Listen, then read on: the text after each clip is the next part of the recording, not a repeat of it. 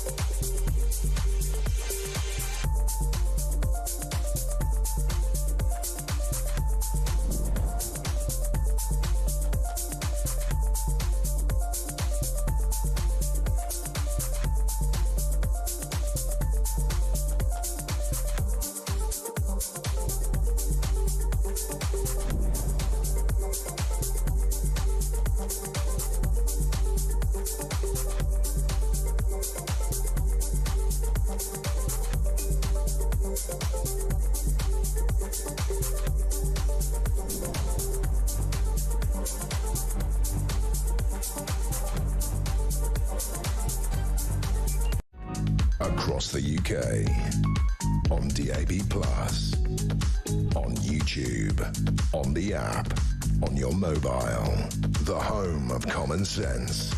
This is Talk.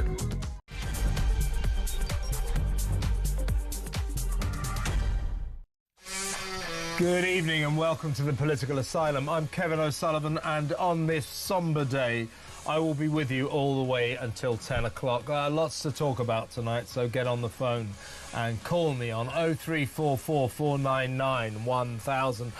Most of you, if not all of you, will have heard by now the harrowing stories of what happened that terrible morning when that terrorist madman, Axel Rudakabana, unleashed 12 minutes of unimaginable horror at a kid's Taylor Swift dance class in Southport. This animal stabbed 3 little girls to death, attempted to kill 8 more kids and 2 brave adults who desperately tried to protect the screaming children. This afternoon, after a sickening saga of low drama, 18-year-old monster Rudakabana was finally sentenced to life behind bars with a minimum of 52 years. If he makes it, he'll be 70 before he tastes freedom again. But doesn't his case reignite the debate over the death penalty? Why don't we execute fiends like this? And why was this little bastard able to control the narrative today? Shouting, screaming, claiming he was ill, refusing to face his sentencing and listen to the harrowing emotional victim statements. At one point, Judge Mr. Justice Goose, clearly irritated, insisted he was in charge and told the deranged defendant that he was not controlling the proceedings. Really? In a way, I think he did. Why doesn't the British justice system make a statement in these circumstances to inform arrogant little people like Rudy Cabana that from now on, they are not in control. We are. Shouldn't he have been gagged, put in a straitjacket and forced to face his fate? Aren't you sick of the great and the good, the left-leaning establishment telling us that such draconian treatment would be uncivilised, that he has the right not to hear his sentence and to avoid listening to the victims whose lives he ruined?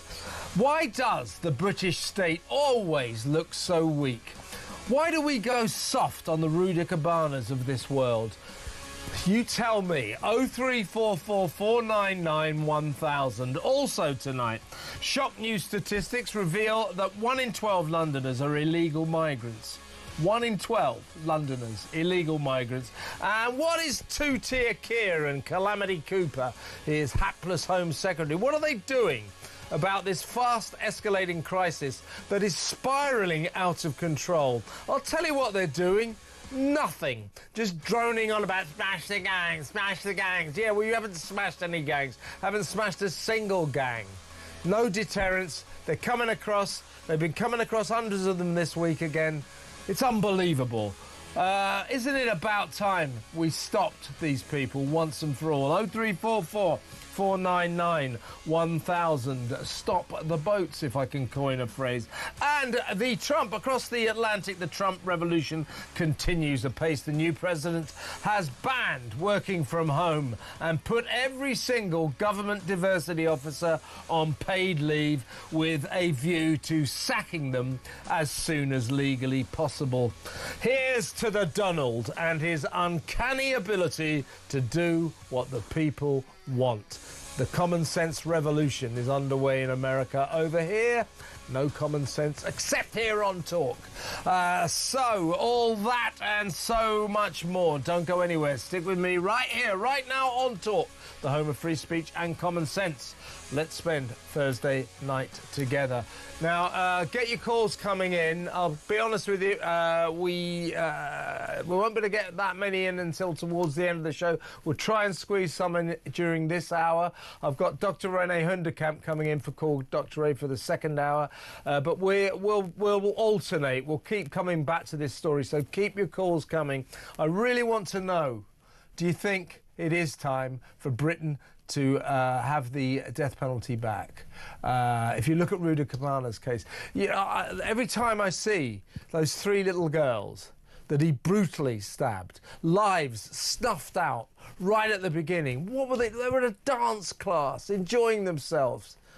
Just horrible, horrible. Every time I see those kids, I think, you know, you tell me we shouldn't have a death penalty. Because by not having a death penalty, what we're doing to Rudy Cabana is showing him mercy. Does he deserve to be served mercy? Come on, 0344 499 1000. Let me know what you think. Now, for the first hour, as I say, we'll try and take a couple of your calls as well. I'm pleased to be joined on this, as I say, rather special, sombre day by someone who I'm sure will have a lot to say about it. Talk's international editor, Isabel Oakeshott. Welcome, Isabel. Now, Rudy Cabana, he did end up with a very severe sentence, life with a minimum of 52 years. So, on the off chance he makes it that long, he won't be out until he's 70. I suspect, and I don't revel in this, but I suspect that Mr. Rudy Cabana might find out what prison justice is before too long. I don't fancy his chances of surviving too long, I really don't. And if he gets killed behind bars, really, pass me the world's smallest violin. Who would give a damn? Who would give a damn? But let's go through some of what happened today. Now, this is your thoughts, please, Isabel. I thought that Rudy Cabana today controlled the narrative. He'll be very pleased with himself today, with what he achieved today, by shouting, screaming, demanding to see paramedics, taken to hospital before the proceedings, shouting at the judge. At one point, Mr. Justice Goose, turned around and was like, "I'm in control, not you." Really, Judge? Really? Really? Well, this is how you would look as if you were in control. If you had the ability, and it should have happened today, to order that this little animal is taken down to the cells, put in a straitjacket, gag across his mouth, taken back into the dock and faces the music. How about that? Well, I completely agree with that. There's so much to unpick with this case. I mean, first of all, I would say what a relief that we didn't have some lefty hand-wringing judge. It was very clear from listening to the judge's long statement that the judge sought to do the absolute maximum possible punishment available to him within the law. And time and again, he emphasised this is as much as I can do legally. And of course, we all know that if he'd stepped an inch across the line, a bunch of hand-wringers would probably be saying there should be some sort of appeal. And it was clear to me, as much from what he didn't say, because of course with judges sometimes you have to read between the lines, that he feels that Rudy Cabana should have been charged with a full kind of terrorist accusation, which for some reason the letter of the law doesn't quite allow. And I think the judge's frustration with that came over quite clearly. I think a lot of people will want to know, how is it that a year and a half after the last government announced that there would be reforms to the law to force defendants to hear the impact of their appalling crimes on their victims at sentencing hearings, to actually attend those hearings, how is it that that still isn't happening? Rishi Sunak announced that change after Lucy Letby, wasn't it? Lucy Letby. That's right, in something like November 2023. And without doing a real deep dive, I can't be sure exactly what happened there. Is it that legislation never quite got over the line because it was timed out? I don't know, but evidently it hasn't worked in this case. And the cowardly Rudy Cabana resorted to bleating that he had, I mean, this beggars belief, he had a sore stomach, so he couldn't continue. What about the sore everything of those poor little girls that he maimed and murdered? Look, the thing is, this is what I'm so sick of. I am sick of the great and the good and the left-leaning establishment. I've heard lawyers, eminent barristers today saying, what would it really achieve if we forced him to sit in the dock? What does it achieve? It's a very uncivilised spectacle. Yeah, and it's an uncivilised spectacle that I would hazard a guess the vast majority of British citizens would love to see, and I'm one of them. If at the very least, force this little bastard to sit in the dock and face the music and listen to the harrowing statements of the victims whose lives he either snuffed out or ruined. Don't forget, you've got parents there whose little kids have been maimed and killed. Their lives ruined too. Put him in the dock and make him do it. And if he doesn't like it, stick him in a straitjacket, put a gag on and force him.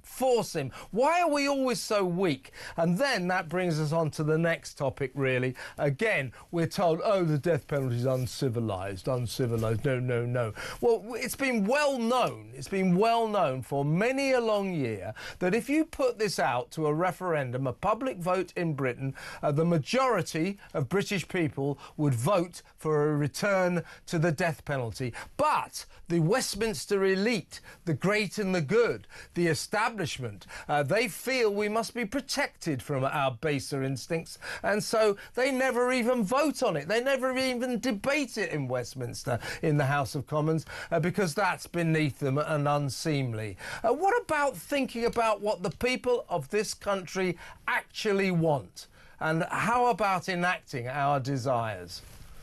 Well, Kev, I really wanted us to have this debate on Talk tonight because I know that lots of our listeners will be just wanting and feeling that is the only solution for a monster like this. So I feel like a lot of people listening to this show will back what you say, and for that reason it feels right to actually talk about it. I am one of those, perhaps surprisingly, I am actually one of those hand-wringers that... It's what I don't like about you, Isabel. You're such a lefty. You really are. I like to no, I know you are. Sorry, carry on. I like to think it's more that I'm unpredictable. You can't put me any kind of stereotype on.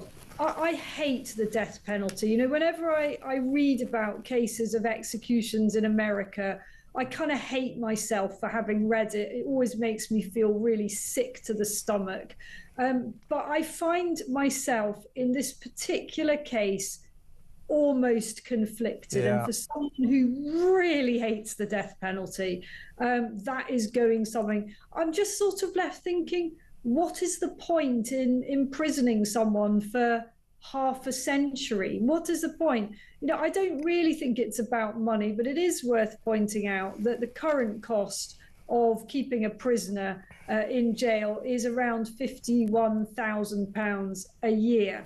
And of course, that will only go on rising. And you kind of think, if they're never going to get out, and if they clearly are absolutely unrepentant for what they've done and persist in making it worse for the relatives and the victims of their crimes by saying they've got no regret whatsoever, they're glad that those little children are dead. You are left thinking, what is the point of a complete animal like that? It gives any animal a bad name, frankly. Yeah, it's exactly unfair to animals to compare them to animals. My feeling on the death penalty, I think I've said this to you before, I'm actually sort of strangely quite diffident about it. I don't have strong feelings about it. I don't think it's such a dreadful thing to have on our statute books. You know, the fact that it's not, I think we should have it as an option. And today we saw a good example of why we should have it as an option. Talking about options, let's talk about what he should have got today. He should have got a whole life sentence. These are these very rare circumstances where a crime is so heinous that we send someone to jail for all of their life. You know, we don't indulge in that ridiculous deceit when we say there's a life in prison, you got a life, you're sentenced to life, and they're out in 12 years. You know, this is a big deceit on the British public, that when people are sentenced to life, life does not mean life. Well, we'll let that stand there, but we do have this whole life option. Now, Rudy Kobana should have obviously got whole life, but they go, oh, well, you see, he's under 18 when he committed the offence. Well, if you if you recall, Isabel, at the time, after he was arrested after his horrific crimes, a judge then said, well, he's only 6 days off his 18th birthday, so under the circumstances, I'm going to allow him to be named. So we did name him because of the sort of awesome nature of what he'd done. So we made an exception then. So what I'm saying about, you know, our rules, people go, oh, it's the rules, you know, 18, it's the rules. We can't send him a whole life sentence. Well, why can't we have an option? Why can't it be there in the statute that under exceptional circumstances, a judge, as clearly Mr. Justice Goose wanted to today, will have the option to say to a 17-year-old or a 16-year-old for that matter, sorry, mate, you're getting a whole life sentence because of the extraordinary, exceptional nature of your crimes. You know, this sort of hamstringing by these blanket rules, it's just a bit ridiculous, isn't it? I completely see that argument. You know, it seems such a sort of nicety that he was just a few days off his 18th birthday. And you are left wondering whether there was any kind of calculation on his part about that. And it just seems that we fall over ourselves in this country to cater for the person who's done the awful thing. I mean, in a sense, all that fussing about being absolutely meticulously sure the guy got a fair trial. I mean, I know I shouldn't say this, but I mean, did we really need exactly a fair trial? Everybody knew that he did it. Yeah. I don't know. I mean, I know you can't sort of say someone doesn't deserve a fair trial, but it's kind of what I'm thinking, and I'm sure other people will be thinking it too. We know he did this. There was never any question mark. In a sense, why do you even need a trial? I'm only throwing it out there. Yeah. Well, I mean, I suppose we didn't. I get that, but I suppose we didn't need a trial in the end because he unexpectedly pleaded guilty, which didn't get him too many mitigating circumstances. So that's good. But as I say, since we made a special exception, we were allowed to make an exception, or the judge was allowed to make an exception back in the summer. Well, he's not 18, but given the serious nature of his crime, I am going to allow him to be named. Why can't a judge now say, well, he's under 18 when he committed the crime, but given the serious nature of it, I am going to impose a whole life sentence? Judges should have that option, I think. It's not going to crop up very much, but it should be there. This is ridiculous. These blanket rules that, as you say, only work in the favour of people like Axel Ruder-Cabana. And who wants anything to work in that little monster's favour? I agree, that perhaps there could be just something written into law that in absolutely exceptional, extreme circumstances, and this is a classic case when the difference was only a matter of days, which limited the judge's flexibility, then the judge ought to have discretion. Mm-hmm. But in the interest of being consistent, sometimes I complain that judges have too much discretion and that they're able to just, give the most pathetic little sentences for really serious stuff and far too lengthy sentences, for example, for some of the social media offenders during the summer riots for others. So I think a lot of people will just be left feeling that the justice system is profoundly flawed. Yeah. We've got to a place where every day goes by, there is some development in the courts that outrages the general population and the voter, whether it's, the human rights laws allowing foreign criminals to stay in our country, or whether it's people like Ruder-Cabana getting off a little bit more lightly because he was 7 days off or whatever it is of turning 18. It's ridiculous. Listen, stay where you are, Isabel, and we'll resume this important discussion after this break. So stay tuned, everyone.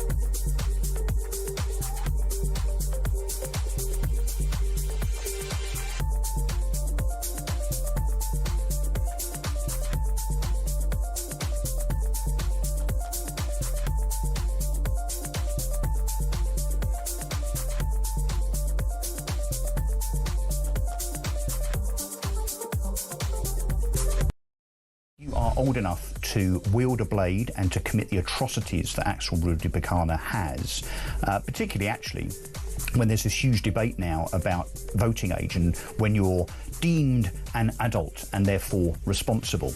Well, if you can vote at 16 in the future, I know that's not law yet, but if you can, and you can wield a blade as this evil monster has done, then you should be sentenced as an adult.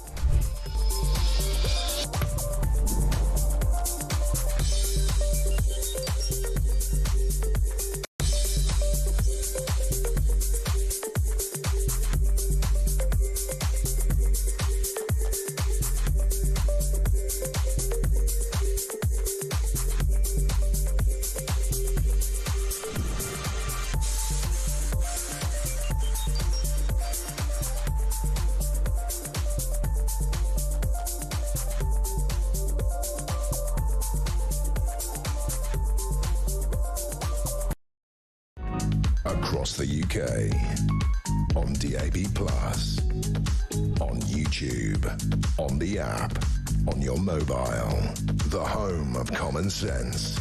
This is Talk. Welcome back. I'm still talking to Talk's international editor Isabel Oakeshott, and lots of your calls coming in. As I said earlier, I think the question on the table is, should we return to the death penalty here in Britain and in future, given that we proposed a law some time ago to force defendants to face their sentencing and victims' harrowing statements. Why are they still allowed not to?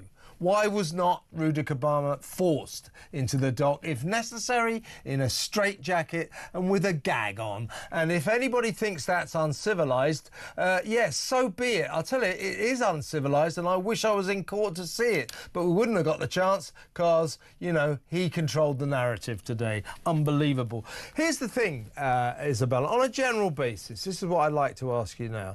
Douglas Murray posted something today, so I'm indebted to him. He called the UK's attitude to terrorism, but particularly the very real threat of Islamic terrorism, ostrich head in the sand. So my question to you is, why is Britain now the only Western country that refuses to confront this reality? You know, if Rudikapana was a white Millwall fan who was a member of the English Defence League, let me tell you, all the authorities, all the politicians would go, he's a terrorist, lock him up forever. But because Rudikapana's a young man of colour with a possible Islamic connection, the son of Rwandan immigrants, he seems to have been given this special treatment. We're going to show you now the first picture that the authorities put out of him. Why did they put this out?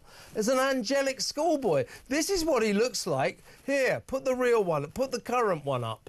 What he looks like is that. He doesn't look like an angelic schoolboy anymore. Why did they do that? When a far-right lunatic killed Labour MP Joe Cox, the MPs were falling over themselves to call him a terrorist.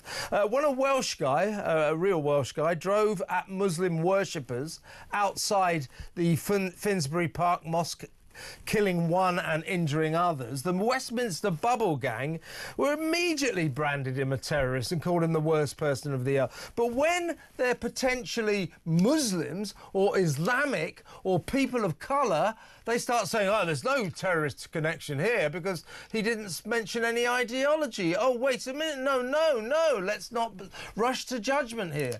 There's a two-tier system, isn't there? Oh, without a doubt, there's a two-tier system. And you and I talked about this last night. I really want a proper answer as to who decided to put that childhood picture out in the immediate aftermath of the murders. Who authorised the release of that picture? And on what grounds was it decided to put out a picture that looks to me as if it was about 5 years, if not more, out of date, when they had a perfectly recent mugshot from not moments earlier, from the police cells? I don't understand why that happened. Well, actually, you know what? I totally do understand why that happened. We know why, don't Because we? they completely did not want us to see that devilish-looking face, because they thought it would fan the flames of racism. Well, it's nothing to do with racism, is it? No. It's to do with the crimes that had just been committed and whether or not voters are being told the truth. And that discrepancy between the image that they tried to sell us of what had happened, of the person that did this, and the actual image of the person, that is what creates such catastrophic, corrosive mistrust in authorities, whether it's the police, whether it's the Home Office, whether it's the Prime Minister. That's what people mean by a cover-up. And there was a cover-up. There was a cover-up of this person's true likeness. Yeah, and let's just recap. There is no doubt that when Two-Tier Keir addressed the nation after this horror, he lied to us. He knew full well on day one that Ruda Cabana was a terrorist in possession of ricin and Al-Qaeda manuals, incidentally written by a well-known Islamic extremist. There is an Islam connection here, it seems to me. But he, the Prime Minister, just stood there and said, when the rioters were saying he's a terrorist, they said probably asylum seeker. Well, that was wrong. But the migrant connection wasn't a million miles off. There was a connection. His parents were Rwandan immigrants. But they're saying this is a terrorist attack. Two-Tier Keir stood in front of the nation and said, absolutely not. These riots are being perpetrated by far-right thugs who are spreading misinformation. No. It was him who was spreading misinformation, assuring the nation that there was no terrorist connection here. And then his sidekick, Angela Rayner, the Deputy Prime Minister, went on to trumpet that any suggestion of terrorism is fake news. Fake news. They lied to us. They lied to us. And I think we deserve an explanation. And we're not going to get an explanation, are we? Because it's just the usual mealy-mouthed stuff that we get, you know, more statements, more undertakings to change the law in totally useless and pointless ways. For example, stopping people, making it harder to buy knives online, or some totally this initiative like that. You know, you just get the sense that political leaders just feel the need to stand up and say something, however empty and pointless and meaningless it is. Well, this is our defective technique, or Westminster's deflective technique from time immemorial. Every time it's potentially a Muslim or it's potentially Islamic terrorism, they start talking about, oh, we better have a crackdown on live knife sales. Theresa May did it back after the London Bridge attack, when that well-known Prevent graduate, he'd been in the anti-terrorism course, kind of forgot what he'd learned and ran across the bridge killing 2 people. So she said, oh, it's not terrorism, and what we need to do is have a crackdown on buying knives. And we've done it again. That's what they're saying now. A crackdown on online knife sales. What a ludicrous thing to say. I mean, it's just insulting. It is insulting. I mean, there's so many real things that could be done in the wake of this, and so many enormous, profound questions to ask. I don't understand how it was that, you know, that this person was not institutionalized many years ago. He's quite obviously deranged. You know, how was it that he wasn't basically sectioned? And I think I sort of feel like we need to hear what his parents have to say about this, because I strongly suspect that they have a hell of a story to tell. Obviously, manifestly they failed, but at the same time, I strongly suspect that they begged for help and that they tried time and again to get him institutionalized, and it didn't happen. We know the father was seen trying to drag his son out of a taxi. It's on CCTV, to stop him presumably perpetrating some other horror. So what is it that the parents have to say? They have been, as I understand it, they have been given new identities. And they are, I know where, well, I understand, I know where they are. I'm not going to reveal it. But many people will say, well, hang on a minute. Why? You know, in a sense, in order to get any kind of comprehensive understanding of how this could have happened, the parent's story is vital. Absolutely, absolutely. And let me just, before we go to break, just ask the audience again. Remember this, when a far-right lunatic killed the Labour MP Joe Cox, the MPs, including Starmer, were falling over themselves to call him a terrorist and say, lock him up and throw away the key. When a Welsh guy drove at Muslim worshippers outside the Finsbury Park Mosque, killing one and injuring others, the Westminster gang were falling over themselves to say he's a terrorist, lock him up, he's awful. But when the perpetrators are Islamic extremists, these same politicians rush to their legal definitions to deny terrorism and start talking about loners with mental health problems, and then, as we just discussed, they blame social media companies. This is ridiculous. Your thoughts, please, ladies and gentlemen. 0344, because, by the way, there are only two genders now. We know that, thanks to Donald Trump. 0344 499 1000. And next up, we'll be discussing the fact that 1 in 12 Londoners is an illegal immigrant. Can you believe that? Stay tuned for that.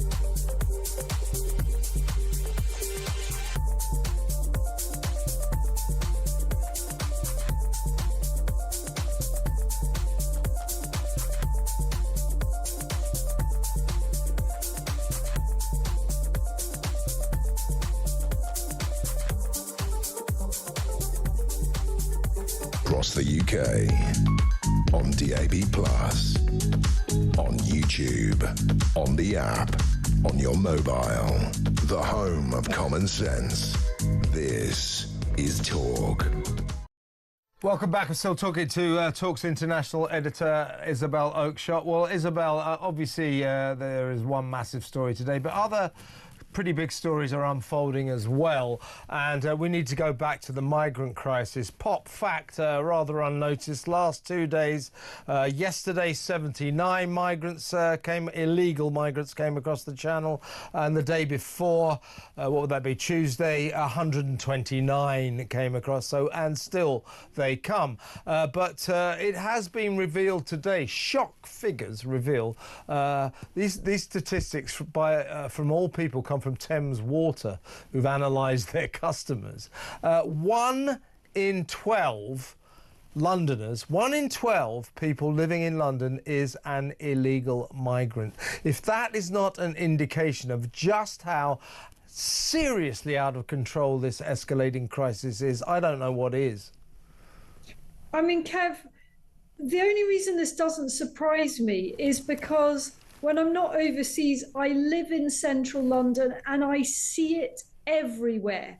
And, you know, the lefties, soft lefties might not like this, but often you can tell an illegal immigrant. I'm sorry, but it's obvious from the way they dress, the way they act, that they have just arrived in many cases. I mean, these are people in many cases who just don't look like they have much. You know, they're hanging around, they're wearing inappropriate clothes for London, you know, they are hiding their faces more often than not. And people might not like it. It might be uncomfortable to say it, but you can just tell that London is flooded with illegal immigrants. And it's happened, obviously it's been brewing for a very long time.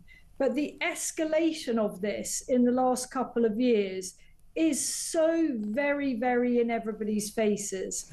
And look, this stuff matters because a city and a country disintegrates if it has vast numbers of people who are not properly part of the system. They're either taking from the system in one way through the benefits they rely on because they've got no way of contributing, or they're taking from the system in another way because they're working on the black market, because that is the only way they can, because they're illegal immigrants and they don't have the credentials to get a proper job.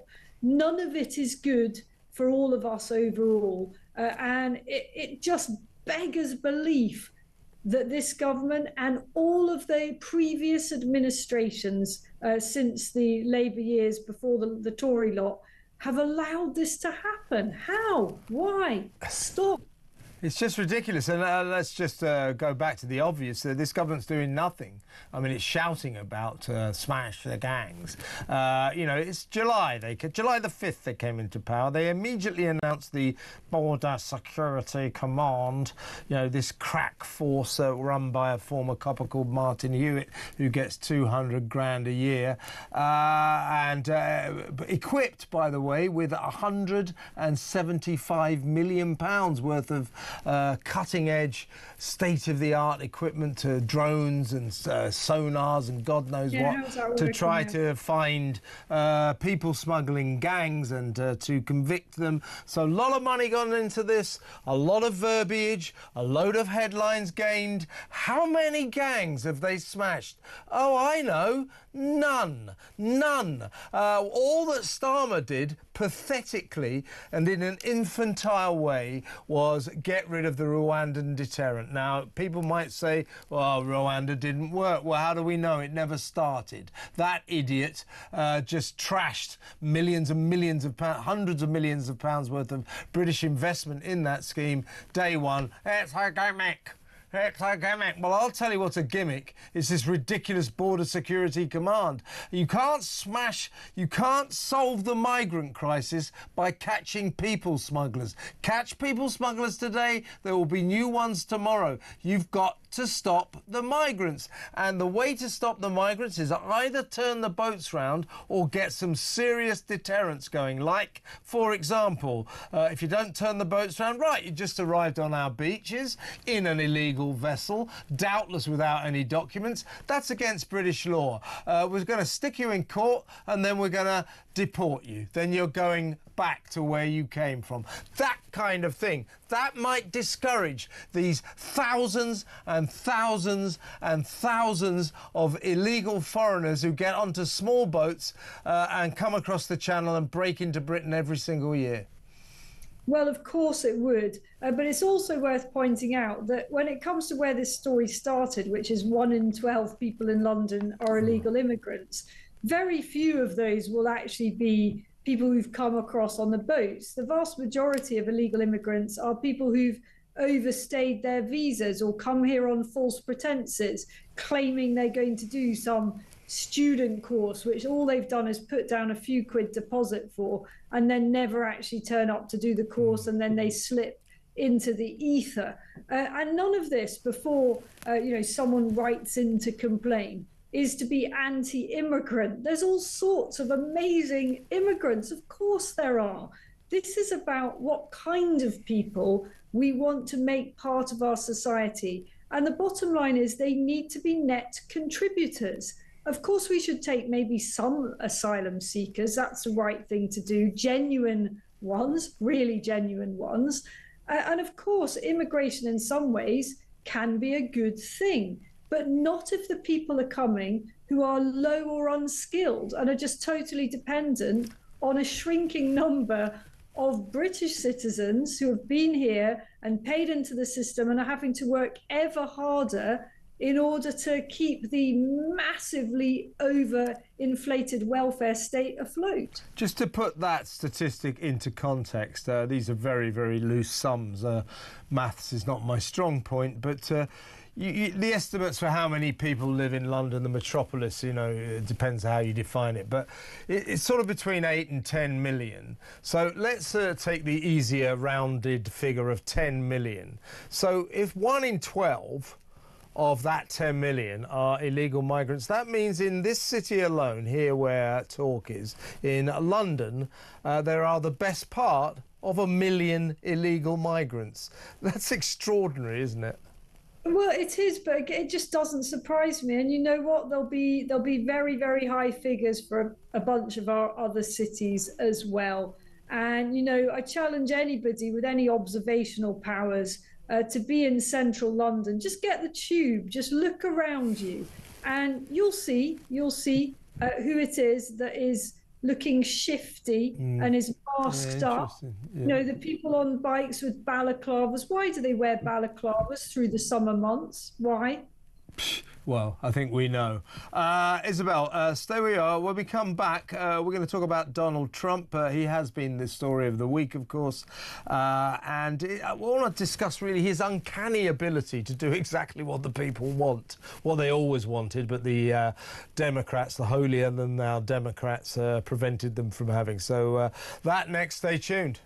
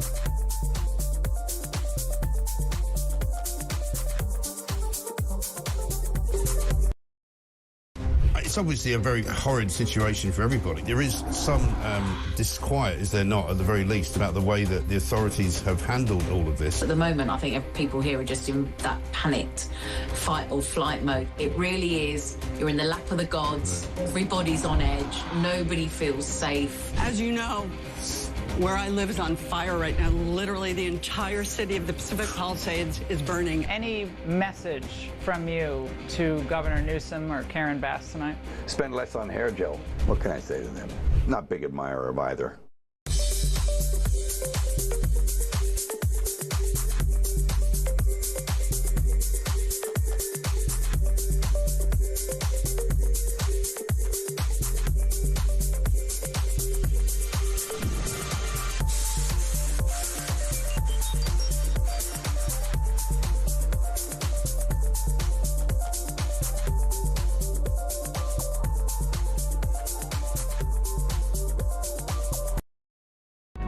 across the UK, on DAB+, on YouTube, on the app, on your mobile, the home of common sense.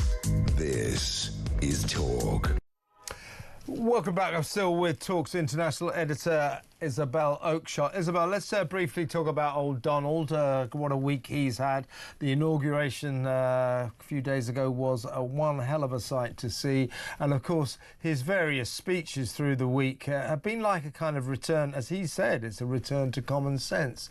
He's sort of got this uncanny ability to say and do what the people want.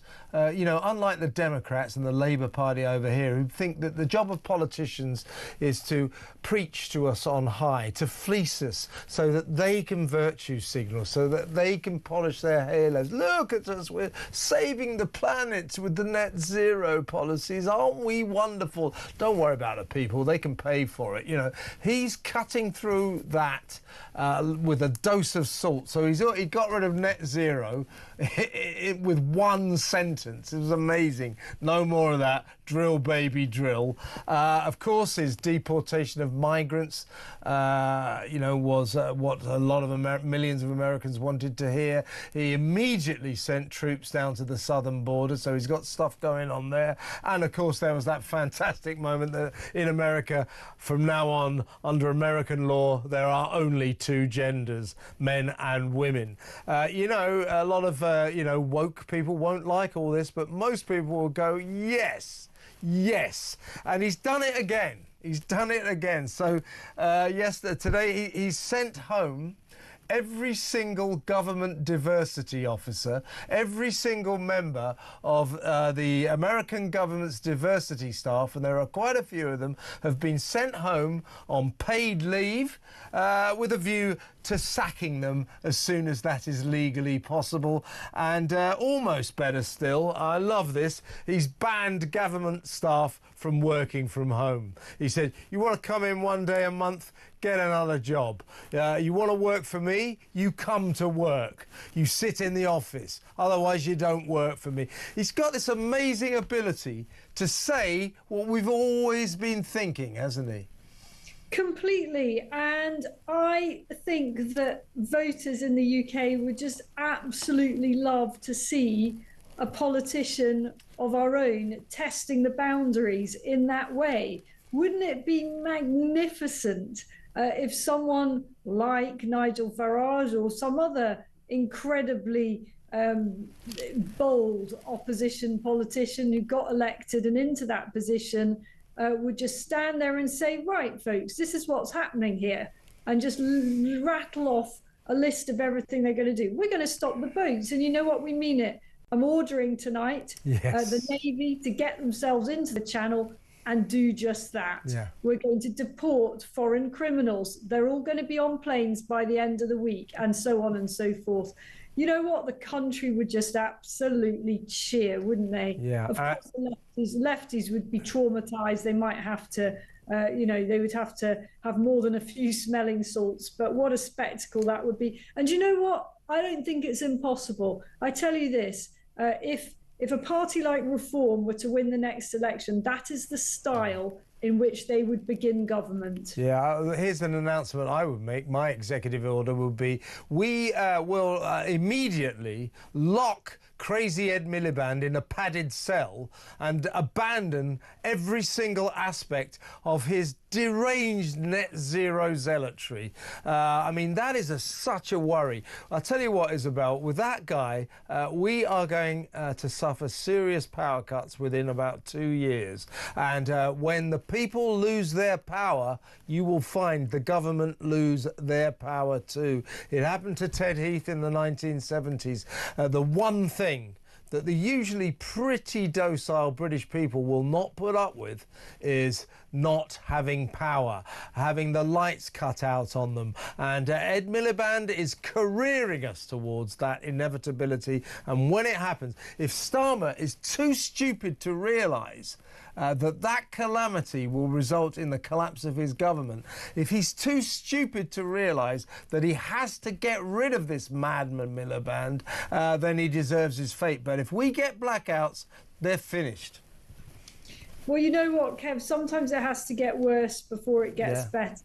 And I actually look forward to the day that the deranged pursuit of net zero actually has these consequences, because finally then people will wake up to the fact that actually there are other ways to go about making the UK and the rest of the world less polluted. There are other ways of doing this, and we all want a nicer planet. We all want polar bears, and we all, would like we would all like the environment to be preserved and habitats and so on.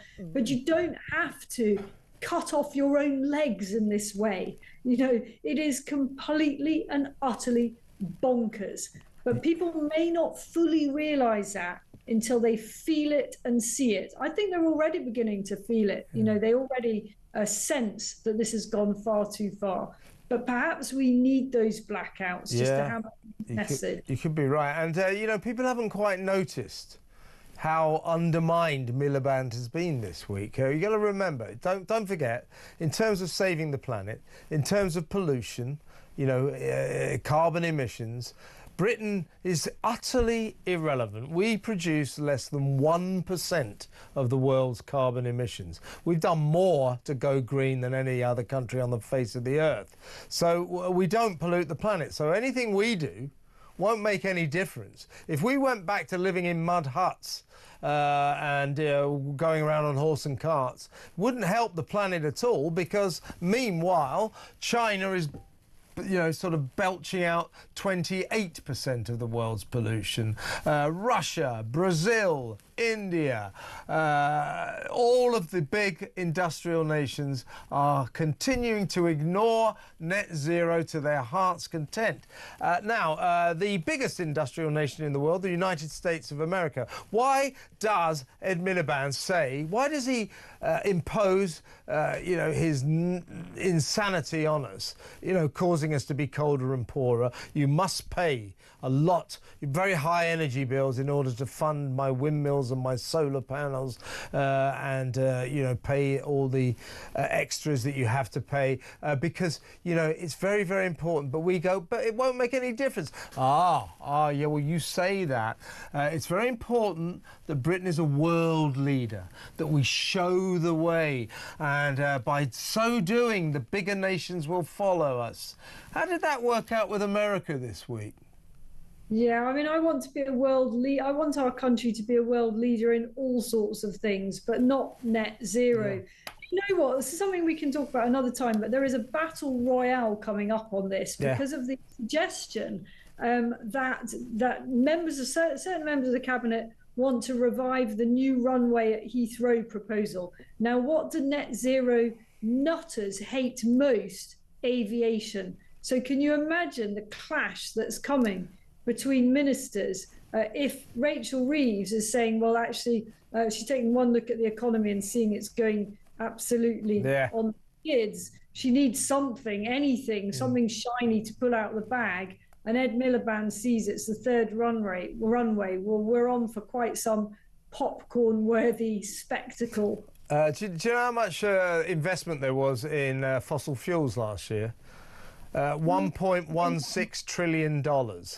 Oh, sorry, in the UK there was probably none. No, this is around the world. $1.16 trillion. The investment in renewables was $771 billion, so it's still substantial, but nowhere near the investment in fossil fuels. So this is nonsense. And both Ed Miliband and his spiritual running mate over in America, Al Gore, they both announced in the light of Donald Trump, they said the net zero project is unstoppable. Well, Ed, I got news for you. Donald Trump just stopped it. Right? Of course it's stoppable. Of course it's stoppable. There's just far too many people getting fat off it, aren't there? But, we can be Trumpian about this and just say all these subsidies, all this absolute nonsense, all this total shameful failure to invest in our own fossil fuel reserves that stops now. We're just going to change things. Yeah. But if people want that, they've got to vote differently. You can't vote for Labour or other parties that subscribe to the agenda. It comes down to what's important to you. Yeah, and just to put it into context, right now, because of fracking, American energy bills are half what British energy bills are. And once he drills babies drills, which he's going to do, old Donald, their bills are likely, within about a year, to be 5 times less than ours. I mean, you know, up with this, Isabel, we're not going to put any more, are we? No, there comes a point where the British people just say, absolutely, we're done with this. We're done, you're exactly. taking us for a ride. Forget it. Yeah, we need our own Donald Trump. Isabel, fantastic stuff. Great to talk to you. We'll talk next week. We are up next with Dr. René Hunderkamp. Be ready for that.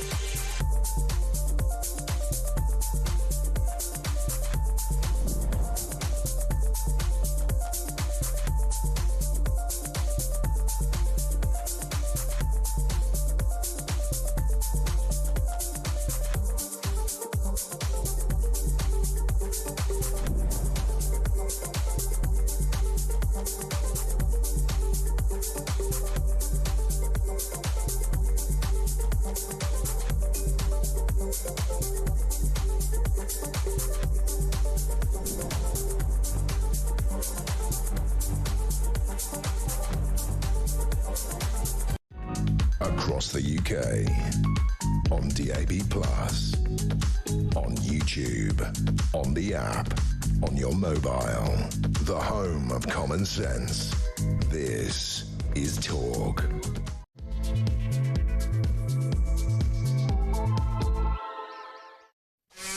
Welcome back.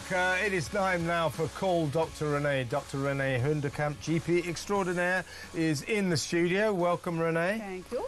Now, listen, you know the drill. Get your calls in, and she's here to help you. So all of your medical questions will be answered by Dr. René. Call Dr. René. You know the drill. You know, if you're having trouble with the NHS, if you don't like your treatment, you're not happy with it, you can't get to see your GP, you've got health issues generally, maybe you're just not feeling too well. It doesn't have to be you, could be a loved one or a friend. Call Dr. René on 03444 999 1000. She's here to help. So any health questions, medical questions, just give us a call, 03444 499 1000, call Dr. René. But what we like to do first, oh, by the way, I should say, obviously there's a lot of discussion, a lot of calls coming in about Axel Rudikapana and the murders in Southport and his sentence, and whether or not he should have got a full life sentence, whether or not we should have a death penalty, and why he wasn't forced to listen to his sentencing, got life with 52 years minimum, and why he couldn't get a whole life sentence. You know, I don't care. He's just who's under 18, so he can't. So what? Make an exception. You know, we shouldn't be hamstrung by blanket rules that go soft on people like Axel Rudicabanna. Judges should be able to say, look, he's under 18, only by a few days. Under the circumstances, I'm going to make an exception. He gets a whole life sentence. That's what should have happened. You could tell Mr. Justice Goose, the judge, really wanted that. And that's why he threw the book at him more than people expected. People didn't expect it to be a 52-year minimum. People were talking about 27-year minimum, 30-year minimum. Mr. Justice Goose was clearly frustrated by his lack of power today.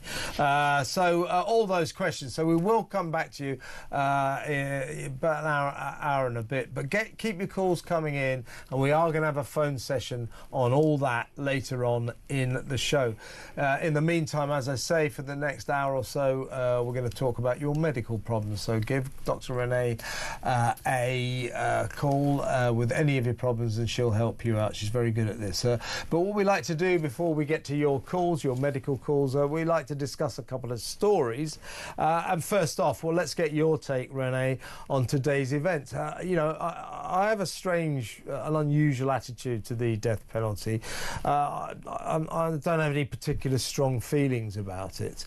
But when I see a case like, you know, have it or don't have it. But I think it should be an option, probably. If you forced me, yes, we should have it as an option in exceptional cases. And today, I think we saw one such exceptional case. That guy should be executed, I believe. What do you think? So, I've always been vehemently opposed to the death penalty. People will know that who know me online, and we've discussed it. Purely because, not because I have any moral issue about the state taking lives. Goodness, they're about to start taking old people's lives when they get their assisted suicide bill through. Because I worry about miscarriages of justice, and so I've always been against it. However, having spent probably one of the saddest days in my life today, I spent the entire day, Kevin, listening to people were crying all over the country. And I listened to this. I have a 6-year-old called Alice, and I tried to imagine her and what I would feel, and I would want to rip him limb from limb. I know. And honestly, I think I said earlier, I wouldn't mind 15 minutes in a room with that guy. I mean, he's a little son of a... I think if it had been my child, I possibly would have got to him before he got to court, to be honest with you. But I think you're right. And for this crime, the death penalty is warranted. Because what are we going to do with this guy? Keep him alive for at least 52 years, probably the rest of his life, in a very expensive, high-security prison that taxpayers will pay for, even the girls' parents. £51,000 a year. Right, for 52 years minimum. We could give that money to the people that have been traumatised for the rest of their lives by this man. It could be their compensation to spend on therapy and everything else they need. And so what you're saying is, you see, I don't think it would be like this massive sea change in British society if, in exceptional circumstances, our justice system was empowered to impose the death penalty. They're not going to do it 10 times a week. I think it would happen, you know, very, very rarely. But so what you're saying is you looked at today and you thought, you know what? This is too much. This is too much. Exactly. This man is worthless. And he has caused untold misery, not just to the poor little mites that he killed, but the rest of the people there, Colin. The young children who have been scarred for life, mentally and physically. The teacher today who said that she asks herself every day, why did I live when a child died? That was very moving, wasn't it? Very moving. And the stories that came out today of what happened in that 12 minutes of horror. By the way, the two adults, the dance teacher and that businessman, John Hayes was his name, wasn't it? Who literally threw themselves in front of that monster to protect the children. So if you're going to take... He wanted to kill the children. He didn't want to kill the adults. Yeah, and he wanted to kill girls as well. Girls. I wonder why. Yeah, I think we know. You know, as I say, I just don't think it turns us into some kind of Neanderthal country that we have the option in exceptional circumstances to say to people like Axel Rudicabanna, you're worthless. You've given up your right to life. You're worthless. Your life it is not worth continuing. We are going to end it. We are not going to charge the taxpayers of this country £50,000 a year for the next 50 years just to keep your snivelling existence going on. So yeah, I mean, as I say, I'm neither here nor there about the death penalty, but I hear today, I think, yeah, we got to have it. We got to have it. Do you know what? I also do want to give a shout out to Judge Goose, because I listened to every single word of his statement, and he worked, as you said, incredibly hard to give that guy the longest possible sentence that he could. I think he even gave him that 10% off for pleading guilty through gritted teeth. Yeah, yes, he was clearly frustrated that he couldn't give him a whole life sentence. I don't see. Here's another question, right? When he was first arrested, for a while, for about a couple of days, I think, we weren't allowed to know his name because they're always under 18. Then it emerged that he was about 7 days under, or 6 days or something under. He's nearly 18.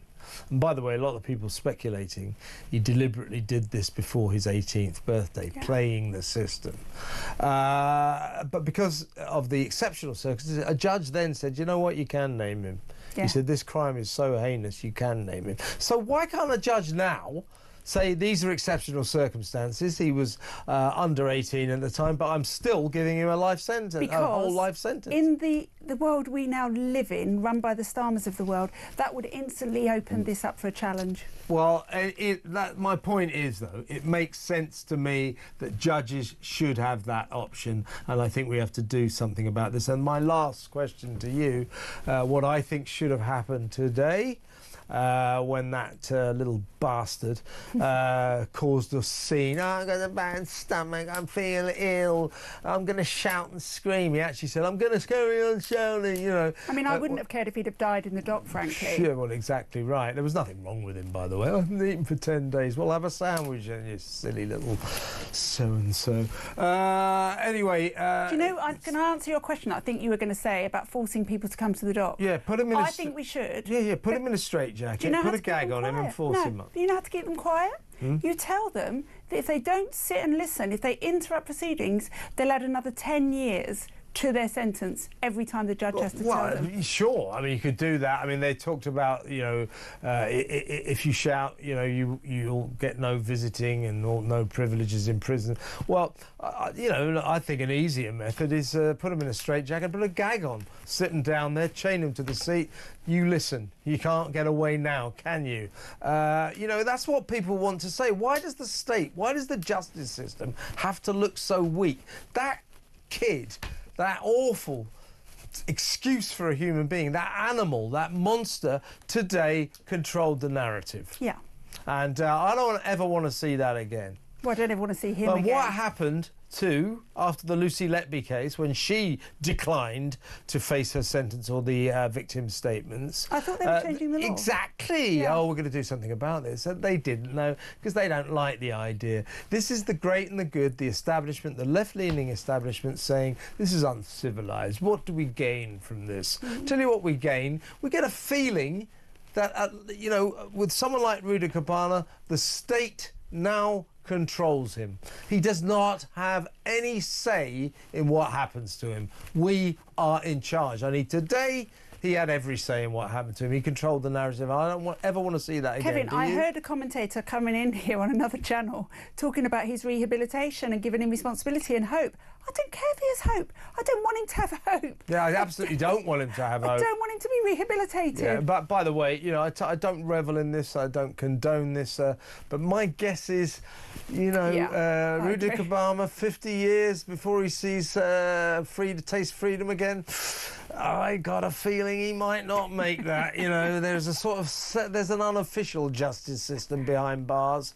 Put it this way, we can at least take some solace that that monster, that fiend, will not have a very nice time behind bars. The prison justice system will kick in. I suspect quite a few prison wardens might be turning the other way when certain sort of punishments happen to this guy, and I hope it's very painful, and I hope He finds it very distressing. We'll park that. Get your calls in. We'll be talking about this in an hour or so. So we're going to have a full phone session. So let me know what you think, what we've discussed with Renee there. 0344 499 1000. Well, let's talk about another story that happened this week that I thought that would interest you. One of the great moments in the many great moments of the inauguration, Donald Trump's speech. You know, from now on. Well, actually, we've got it on film. This moment here. Are we ready? Take it away, Donald. I will also end the government policy of trying to socially engineer race and gender into Can we every start that again, aspect maybe of with public- sound? Okay, well, apparently we're just trying to give Donald his voice back. So as soon as we get that, we will play you. But what it is this was him. We will play that as soon as we can. This is him when he said, under my administration in America now, there will only be two genders, male and female. Music to your ears? Hallelujah. I mean, honestly, why have we not got with kahunas like his? Well, because that's what we need, isn't because it? we have socialist, weak apologists. I mean, there was part of me that thought it was a bit crazy. No, we've got Donald ready. Right, this time I think he might be with sound. Take it away, Donald Trump. I will also end the government policy of trying to socially engineer race and gender into every aspect of public and private life. As of today, it will henceforth be the official policy of the United States government that there are only two genders, male and female. I mean, not only good to hear, hallelujah, but also accurate. Well, that was going to be my point. It is a bit bizarre, isn't it, when we have to rely on the president of the world superpower to tell us that there's only men and women in the world. Yeah, and write it into law. It's ridiculous. And, you know, so turns out, folks, I don't know if any of you bought this claptrap, if any of you swallowed this utter fantastical nonsense, that there aren't 107 genders, right? There aren't. There are two. Actually, there are not even genders. There's two sexes, male and female. Well, look. They created gender. No, there's been this new definition of the word gender.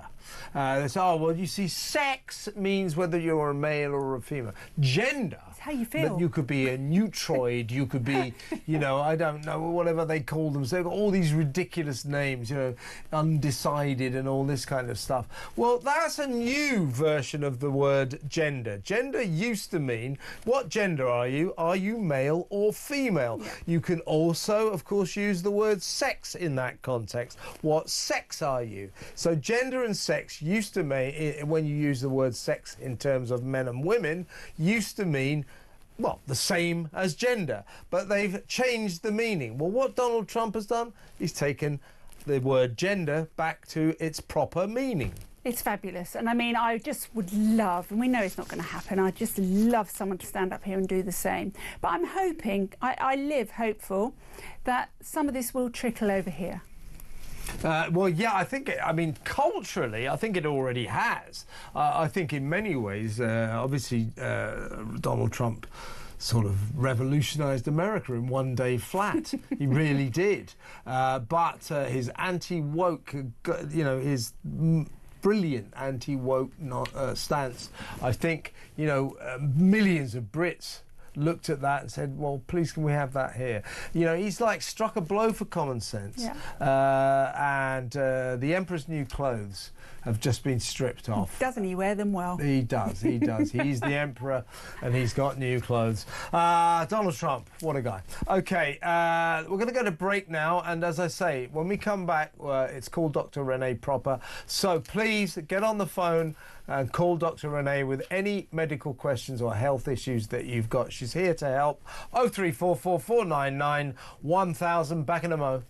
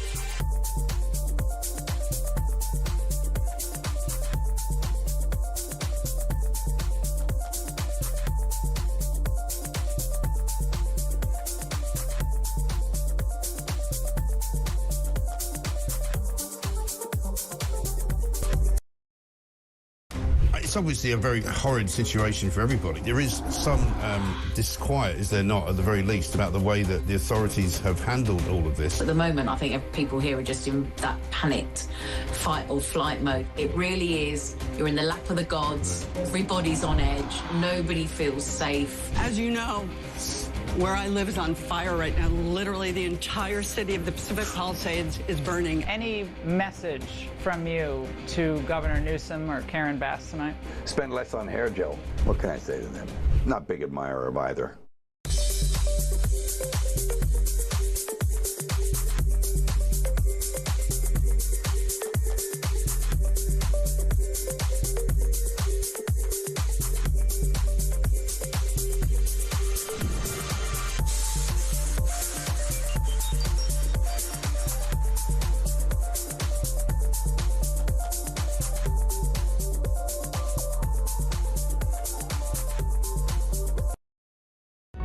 Across the UK, on DAB+, on YouTube, on the app, on your mobile, the home of common sense. This is Talk. Welcome back. Both the Prime Minister and the Home Secretary have put out statements today vowing to get to the truth of what went wrong with Axel Rudakabana, as you know, caught with a knife 10 times, actually stated that he wanted to massacre children, was obsessed with Rwandan genocide, was a violent guy, broke a kid's arm at school with a hockey stick, phoned the BBC Childline a couple of years ago to say, I want to kill someone, how do I go about that? What happened with that? You know, so loads and loads of mistakes. They've admitted, Starmer even has admitted this has been a horror, not a comedy of errors, a horror of errors over many years with this kid. Now, they both issued sort of platitudinous statements, so we'll get to the bottom. Yvette Cooper's just released one, and it ends with, we vow to get to the truth of this, and what lessons have to be learned. Whenever politicians say lessons will be learned, it means lessons won't be learned. So thank you very much for that empty cliche, Ms. Cooper. I won't bore you with their statements. I mean, they're out of control, those two. Hopeless. Right, let's go back to the phones. It's called Dr. Renee. And the first call is from June in Scotland, who had a heart attack on Sunday. June, I'm glad you survived. Please talk to Dr. Renee. Hello, June. Hello. How can I help? And are you feeling okay? Yes, I'm bed rest. I'm fine. Okay. You're 68? I'm 68, yes. So what happened on... tell Dr. Renee what happened on Sunday, then. Okay, what happened on Sunday was I'd been having, heart palpitations for about 10 days previously, sweating, breathlessness and things, and... I let it go because I didn't want to end up in A&E because of all the horrible stories that people are dying from heart attacks. But it was your heart, June. Pardon? It was your heart. It was my heart, yes. Anyway, my question is, when I'm a very fit person, and I used to do many years ago, I did about 100 miles a week on my bicycle, not electric, but anyway, what happened was my daughter came round and she said, I didn't want to go to A&E, no way, and she said she works in the NHS, she said, let the paramedics decide. So the paramedics came round and said yes after doing an ECG. What happened though, June? Did you collapse? I was having episodes about every 5 minutes where my heart was pounding out of my chest, and it was just awful. And then I'd have maybe passing out, dizzy spells, passing out. So the paramedics did come round, did they, with an ambulance, yes? Oh, they did come round, yes. Yeah. I was like that. I don't want to go to A&E because I'm frightened. I don't want to die. And See, this is a story of our times, isn't it? Terrified of going to A&E, but I know where you're coming from, June. And the interesting thing here, June, is that women often present very differently to men when they're having a heart attack. So when men have heart attacks, they get their chest pain, they go grey, they feel sick, they have pain down their arm, and then they collapse. Women often have entirely different symptoms. Sometimes don't even have the pain. They can just feel a bit sweaty, as you say, dizzy. So women have a different way to look at heart attacks when they're thinking about that. Yeah. So anyway, you got to A&E, and well, you're back home now. And the message I've got is that you would like Renee to tell you what to expect going forward. I think that's a good question. Exactly. Yes. Okay. I'm on drugs that I've never been on before. Of course. Did they put any stents into your heart? No, it's not. This is it was AFib. Right? It was AFib. I was just going to ask you. That was my next question. Was it AFib? Okay, so it wasn't a heart attack. What's an AFib? So it's called atrial fibrillation, which when your heart just beats randomly. It has no pattern to it. It's actually I get that. It's quite dangerous, and it puts you at a high risk for stroke. So usually if you've got AFib, now you can go one of two ways where they can't actually get your heart back into a normal rhythm, June. So they give you drugs to thin your blood so that you don't have that risk of stroke. Yes, well, you see, I had been told through a scan because of a back injury. I'd been up a ladder and I hurt my back, and I had a scan in 2019, and they identified during that scan that I had something. It's complicated. I've got it here. I've got my discharge papers.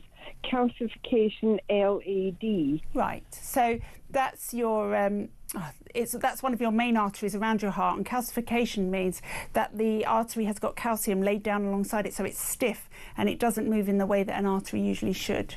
Yes. Okay. Can I explain further? Of course.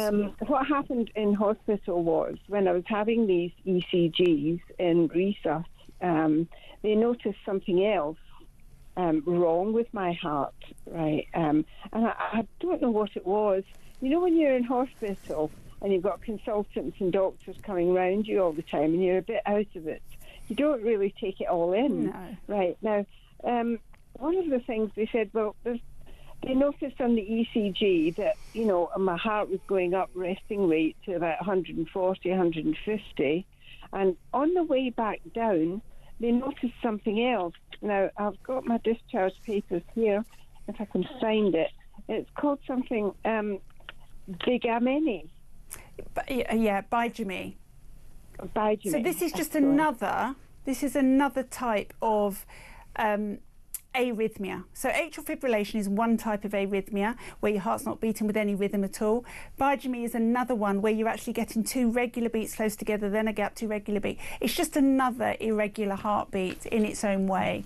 These are just all names for a heart that's really not behaving as it should. That's terribly disappointing. Since since my father died, he also had AFib.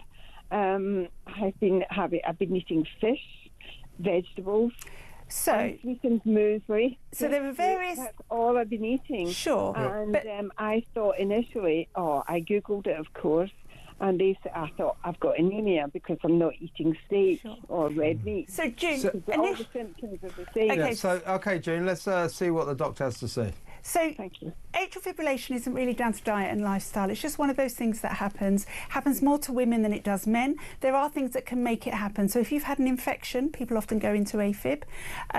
If you have thyroid disease and your thyroid's overacting, you can get AFib. No, you may not have any of these, but it's not because of what you've eaten or what you've done. It's just one of those things, and it's just bad luck. And the older you get, the more likely you are to have it. But there are things they can do about it. So if it's new, they can actually try and ablate an area of the heart where the message is coming from to get your heart back into a normal rhythm. Or they can control the rhythm with drugs. They can thin your blood. They can do lots of those things together. Yeah, that's what the drugs that I'm on at the moment. Yeah. It's a whole new life change because, The only drug I've ever taken in my whole life is paracetamol. Okay, but I'm going to say this to you. For AFib, it's a perfectly manageable disease, but it's really important that you do manage it because you don't want a stroke. So I think whatever drugs they've given you, I would go with them religiously and then try and get back to life as normal as you can. All right, June? Okay. Well, no, what I want to ask, is it possible to get back to my normal life? Yes. I mean, I've been told to rest for about 3 weeks. Yes. And yes. Is it possible? Yeah, of course. So just rest up, get things under control. You'll have checkups to make sure that they've got the rhythm that they want or the rate that they want or both. And then eventually just do a graded exercise regimen where you slowly work back up to where you were. So yes, of course. All right, June, we've got to move on now, but thank you very much for the call and look after yourself, and by all means call back. Renee's in every Thursday at this time, so if you want to update her next week, we'll look forward to hearing from you, but all the best and look after yourself. June in Scotland there. We better go to break now. Michael in Hertfordshire, stay where you are and we'll come to you straight after these messages.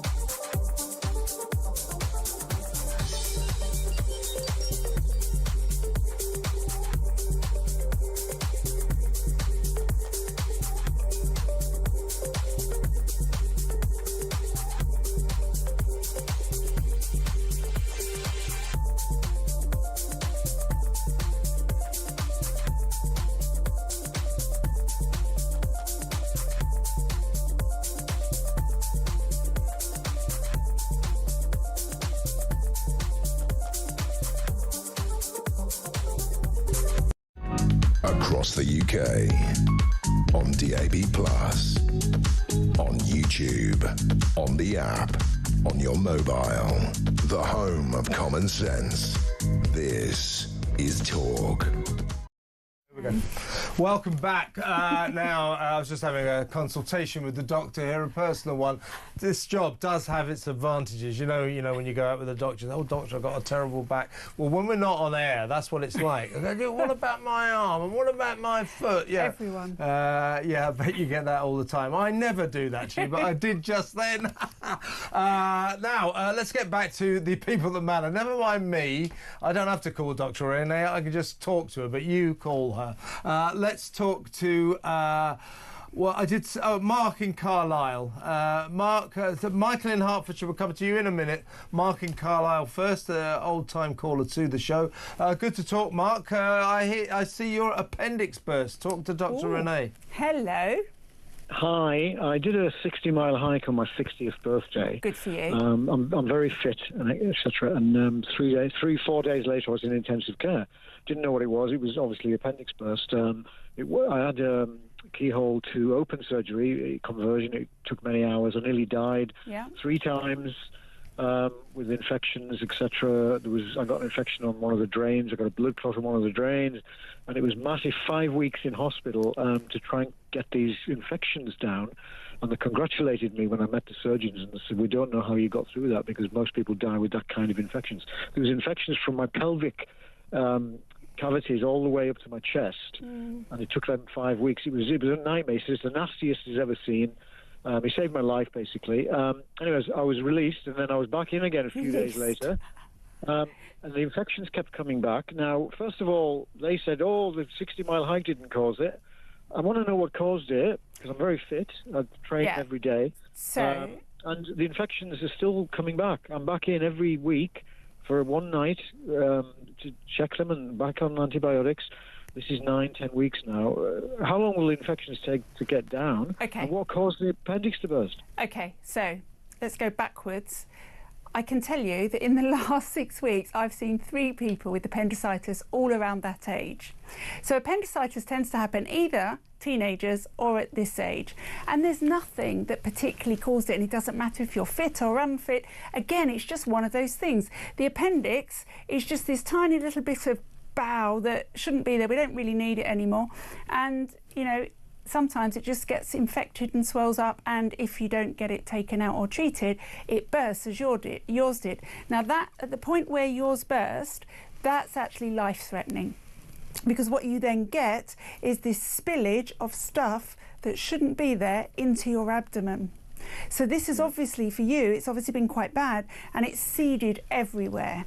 So I suspect that you've just got tiny pockets of these bacteria just hiding in your abdomen, reappearing. 7 CAT scans have proved it. Yeah. And, I mean, what could they do about that? What could they do? I mean, open you up again and wash you out. That's not particularly pleasant. And then you risk, obviously... That's a nice way of putting it. Then you risk washing it around more anyway, so it's never, you know, foolproof. Well, they keep saying your blood levels have gone down again. You can go home and the antibiotics in your body will clean up. And then it spikes again. I'm back in. And then it goes back to normal again, it goes down again. Is this going to last forever? This has been 9-10 weeks now. I'd like to think not, but I just wonder if you need now a much longer course of antibiotics rather than going up and down on them. Just, you know, aim. So sometimes, for example, when women have urine infections that just won't go away, we put them on what we call prophylactic antibiotics, where they just take a low dose every day for 3 months or 6 months. Maybe that's where it's going to go. But I wouldn't look for a reason. I think it's just one of those things. By the way, it was a GP who saved my life. My GP is in Surbiton in London, and I was being stubborn in my cabin in Cumbria, and she rang the ambulance herself, and it came and got me and took me in. So she's a GP after my own heart, because one Thursday here recently, I had a patient who needed to go to hospital for what I knew was appendicitis, and she didn't want to go either. And in the end, I've told Kevin this story. I sat in my reception and I found a taxi to put her in it and take her there. It sounds like my GP, and she's nearly got as therapeutic, beautiful smile as you. Thank you. I'm so grateful. Mark, it's good to talk again. Look up. after yourself, mate. Mark in Carlisle, he's been a regular caller for many years. Good guy. We had a bet once on air. I can't even remember what it was about, but I turned out to be... We bet a bottle of champagne, and I turned out to be right. And he sent it to the office. In fact, he sent a Magnum. So I remember that, Mark, and good luck to you. Let's go to the next call. He's been waiting a while, so good to talk to Michael in Herefordshire. You've been having bad coughing fits. Michael, talk to Dr. Renee. Hello, Michael. Hello, Dr. Renee. It's Hertfordshire, not Herefordshire. It says Herefordshire here. Yeah. But it's nice to talk to you, Dr. Renee, and your sidekick. My sidekick. Hey, Michael, it's my show, you know. I'm more than just a sidekick. It used to be. Yes, right. It's not my show anymore. It's the Renee show. But seriously, talk to Dr. Renee. So basically, I'm not a well man. I've got prostate cancer, stage 3. I'm sorry. I've got stage 2 chronic kidney disease. I've got diabetes, stage number 1. And, pancreatitis or various other sort of issues. But the thing is that what's happened to me in the last few days is I've had a chest infection and I've coughed. And yesterday I coughed. And the next thing I knew, I was on the floor.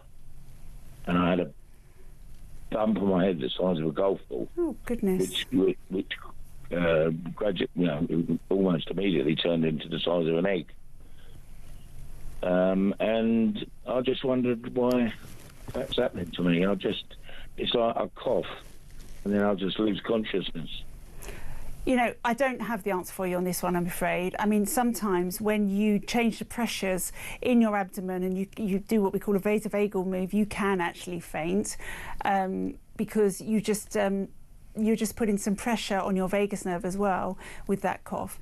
But I think I would want to get it checked out just because of everything else that you've got going on. Ordinarily, if you had a bad cough, you know, for a few days with a cold, I'd say to you, look, it's fine, it will take time, could take 6 weeks, you know, just be patient. I mean, I'm on a course of antibiotics at the moment for my chest, which I think is a chest infection.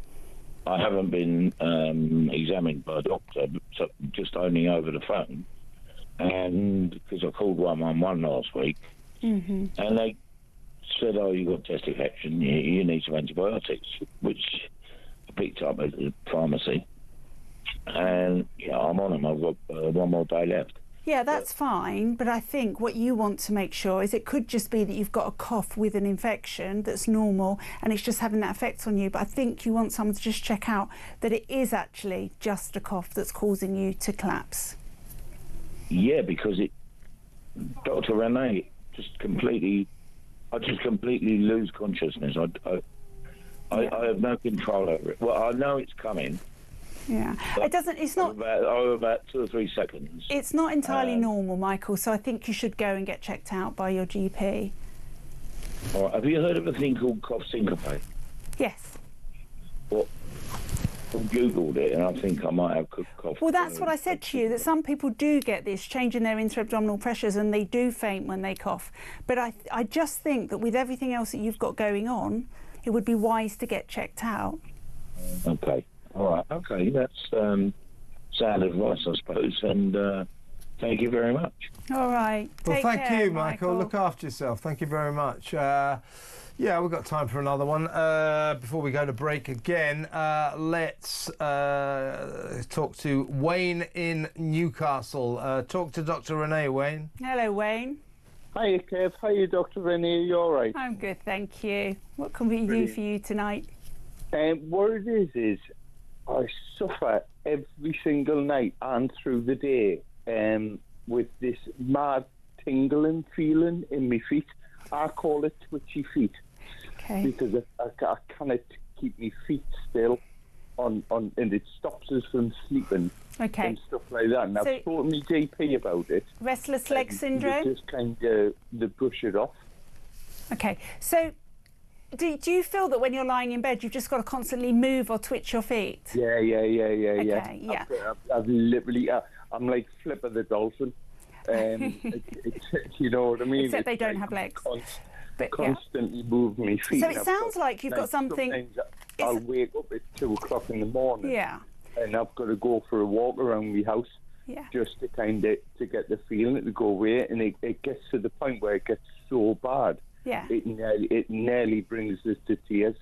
Right. So it sounds like you've got something called restless leg syndrome. Right. Yeah, it's not rare, it's quite common, and it can be absolutely debilitated. I can have patients in front of me that never sleep because of it. With you, it's waking you up at 2, that's not great. So quite often, very simply, you just need a set of bloods to see what your minerals and salts are doing in your body, or you just need to supplement some salt. Do you have salt with your food? Very rarely. Yeah. Very rarely. I don't. I'm not person who I cook with salt, but I don't add salt. I don't either. I'm the same. I don't even cook with it, which people in my house find very irritating. But I would add a little bit of salt to your meal every day, because quite often it's just a lack of salt, and it changes the way that your nerves are operating, because they rely on swapping salts, sodium and potassium in particular, to send their messages. But then if that doesn't work, then you can start moving into other drugs, like some of the antidepressants or the pain-killing medications that used to be antidepressants, like amitriptyline. I've been on antidepressants before. What, for this problem? No, for other issues, which I'll not go into. I think I spoke to Kev a couple of weeks ago about like because my girlfriend ended up in a coma. That's right. That's what I remember, Wayne. Yeah, you rang a bell. I couldn't remember what it was. I remember now. Yeah. So I thought I was going to end up on Plank of the Week, to be honest, mate. No, you wouldn't put you on the Plank of the Week. I'll end up on Plank of the Week, but not you. So there's a particular old school antidepressant that we don't really use as an antidepressant anymore called amitriptyline, which we sometimes use for this kind of sensation. But there are some other therapies as well as cognitive behaviour therapy, all sorts of things. So look up restless leg syndrome and you'll see the different things that are available to you. But start adding a bit of salt to your food to start with. Well, I'm not a big eater. That's the thing as well. Like, have a bag of crisps. Yeah, there you go. Yeah. Well, I do like a bag of crisps. There you go. Also try some magnesium supplements at night. Well, I've gotten a box of like supplements, like what they're called. I'm talking to my girlfriend here, and she's just shrugging her shoulders. She doesn't care. But, yeah, exactly, Kev. But I've getting like kind of like some supplements to put in. Magnesium. Like, you know, when you lose sweat and stuff like that. Get some magnesium supplements to take at night. Right. Cool. The ones I use are from a company called HealthSpan. They're called OptiMagnesium. They're very good for sleep, and they might help with this. Don't sleep very well. That's the thing. Well, there you go.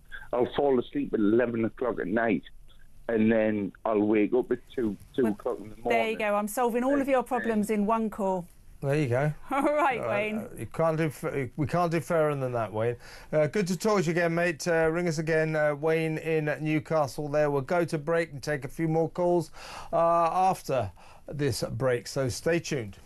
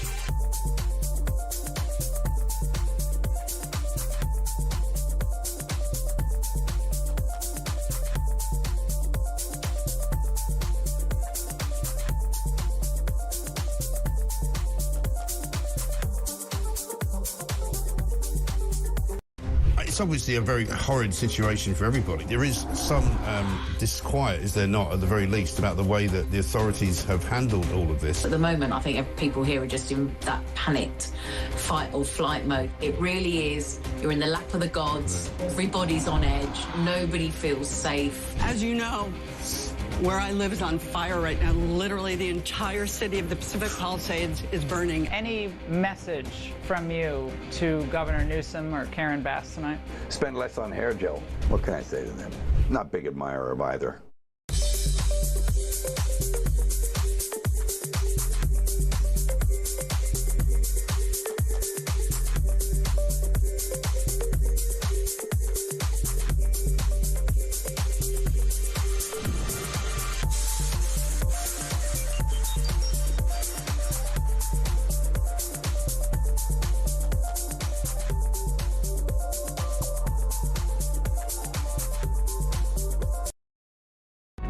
across the UK, on DAB+, on YouTube, on the app, on your mobile, the home of common sense. This is Talk. Welcome back. A quick message from Mike in Witney. He says, great show with you and Renee. How will we undo all the damage the Tories and now Labour have done? Of course, Labour has over 4 years to further impoverish the country and trash the health, wealth and happiness system. Well, I'll tell you one thing. Do you know Carol Sikora? I do. Professor Carol Sikora. He was on last night and, you know, he agreed with me that West Streeting is just the latest health secretary lamb to the slaughter. Came in, I'm going to reform the NHS, and you can always tell when their grand schemes start to fall apart. They start messing around at the edges. You don't reform the NHS by saying, I think there are too many appointments. We'll reduce the number of appointments. Yeah, great. That really cuts the heart of the matter. He's going to fail like they all do. He is going to fail, of course he is. Yeah, maybe stop. Here's an idea. Stop spending £40 million a year on 800 diversity officers. Take that money, hire a load of doctors and nurses. Try that. There you go. That's my diagnosis. Right, let's go back to the phones for Call Dr. Renee. We've still got about 9 minutes to go.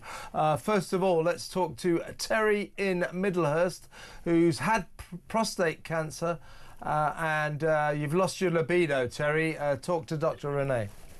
Hi, Terry. Hello, Dr. Renee. Hello, Kev. Hi, it's mate. Midhurst. It's not Middlehurst. I'm getting a lot of wrong messages on the phones tonight, but I got Terry right? Yeah, well, you have, yeah. Well, was it Midhurst? Midhurst, okay. Midhurst, yeah. Okay, right. So, Terry, have you had surgery for your prostate cancer? No, I had 20 sessions of radiotherapy. Okay. And I had the hormone injections every 12 weeks for 3 years. When did they stop? August last year. Okay. When did you lose your libido? Well, right at the beginning of getting the prostate cancer. Yeah, so unfortunately, there's so many things there that will cause your libido to go. The hormone injections, for one, will do it anyway. Yeah. And obviously, as people get older, they have less male hormones, women and men, but less male hormones. And obviously, you need your male hormones more than I do. And it's male hormones that are responsible for libido. Yeah. Are you on any hormone-suppressing drugs now? No, nothing at all. Nothing at all? No. Do you think it's worthwhile asking your doctor to just see what your testosterone levels are, Terry? If you think so. I mean, I did go to a pharmacist a few days ago and asked if there's anything to bring me testosterone back, like injections or something. He said give it a few more months and go from there. Yeah, I mean, look, it's not that bad advice. The answer is very simply that, yes, you can have testosterone gel that you literally just rub in every day to the skin. The question is whether that's okay with the cancer that you had, and you'd get that signed off by your oncologist. But to start that, we just need to see what your testosterone is today. So it's a very simple blood test. I would ask your GP for the blood test, and then if it comes back below range or very low range, ask if you can have testosterone replacement. Okay, lovely. All right, Terry. All the best. Look after yourself. Thank you very much for the call. Well, Terry was short and sweet, wasn't he? Good. I like that. So it gives us plenty of time to talk to Vicky in Scarborough, who has high blood pressure. Hello, Vicky. Talk to Dr. Renee. Hello there, Kev. Hi. Hello, Renee. Hello, Vicky. How can I help? Well, I've had a problem with high blood pressure for a lot of years. Okay. And I'm just recovering from a stroke last year. So this is the danger of high blood pressure, of course. This is what I think the doctors and everything thought he's worried about. Right. But I was on a set of medications after I came from the hospital, and none of them agreed with me. So I took it in my own hands to say, I'm not having this, I'm not living like this. And I took it off. I stopped a lot of them. Now, I'm in consultation with somebody from the doctor called Charlotte, who is a specialised nurse, and she's lovely. and she's trying to introduce different tablets to help me that I was taking, but different tablets. Now, my blood pressure is ridiculous. I've got a tester thing that you put on your arm every day. So what is it? 201 this morning, 180, 160 something. And Okay. I'm gonna say, Vicky, I'm going to be very doctorish here. You are now putting yourself at massive risk of another stroke. Now, the problem with strokes are some people come out of it okay and can rehab back to a normal life. Some people are left almost paralysed, reliant on carers for the rest of their life, living the most miserable life. A stroke is the one thing that I, as a doctor or woman, is terrified of. So if that were my blood pressure, I would find the tablet that I have least issues with, and I would take it. Right. She's already got me to soluble. I must take a soluble aspirin every evening. Yeah, that's great. And losartan, I don't know whether you've heard of that. Yeah, I have. Which she's put me on, beg your pardon, of course you have. She's put me on 50 milligrams this last week. Fine. Which I also take that. That's I also take venlafaxine for depression, which I've had for I don't know how many years. Okay. So there's a couple of questions here. Is your weight normal, or are you overweight? I'm overweight compared to what I was pre-stroke. Okay, so the biggest influence on blood pressure is weight and exercise. So it has been proven really, really clearly that if you can get your BMI below 25, and you just go for a walk every day, a brisk walk, or just something a little bit more than you would normally do, that alone can dramatically affect blood pressure and bring it down. Now, really? There is some good data that for men, but I think it would be worth trying, men who drink 100 millilitres of beetroot juice a day reduce their blood pressure. Now, it works better in men than women, but it's not going to hurt you, so I would just try it because your blood pressure is putting you at massive risk. Really, really. So you're getting me all frightened now, because when I did come out, I was very lucky, very, very lucky. Yeah. On the stroke that I had and how comparable easy it was to start my recuperation. But this is my point. You might not be that lucky next time, and I'd rather you stayed as you were now. So I am going to scare you because that's my job. Yeah, Vicky, you've got to do what you're told. This is serious. I will, but I can't get it down, Kevin. Well, I mean, I'm not the doctor here, but I suggest you do what the doctors say and take I go to the bin, take the bin out, but I'm not saying this as an excuse, but walking is still not my best forte at the moment. Why?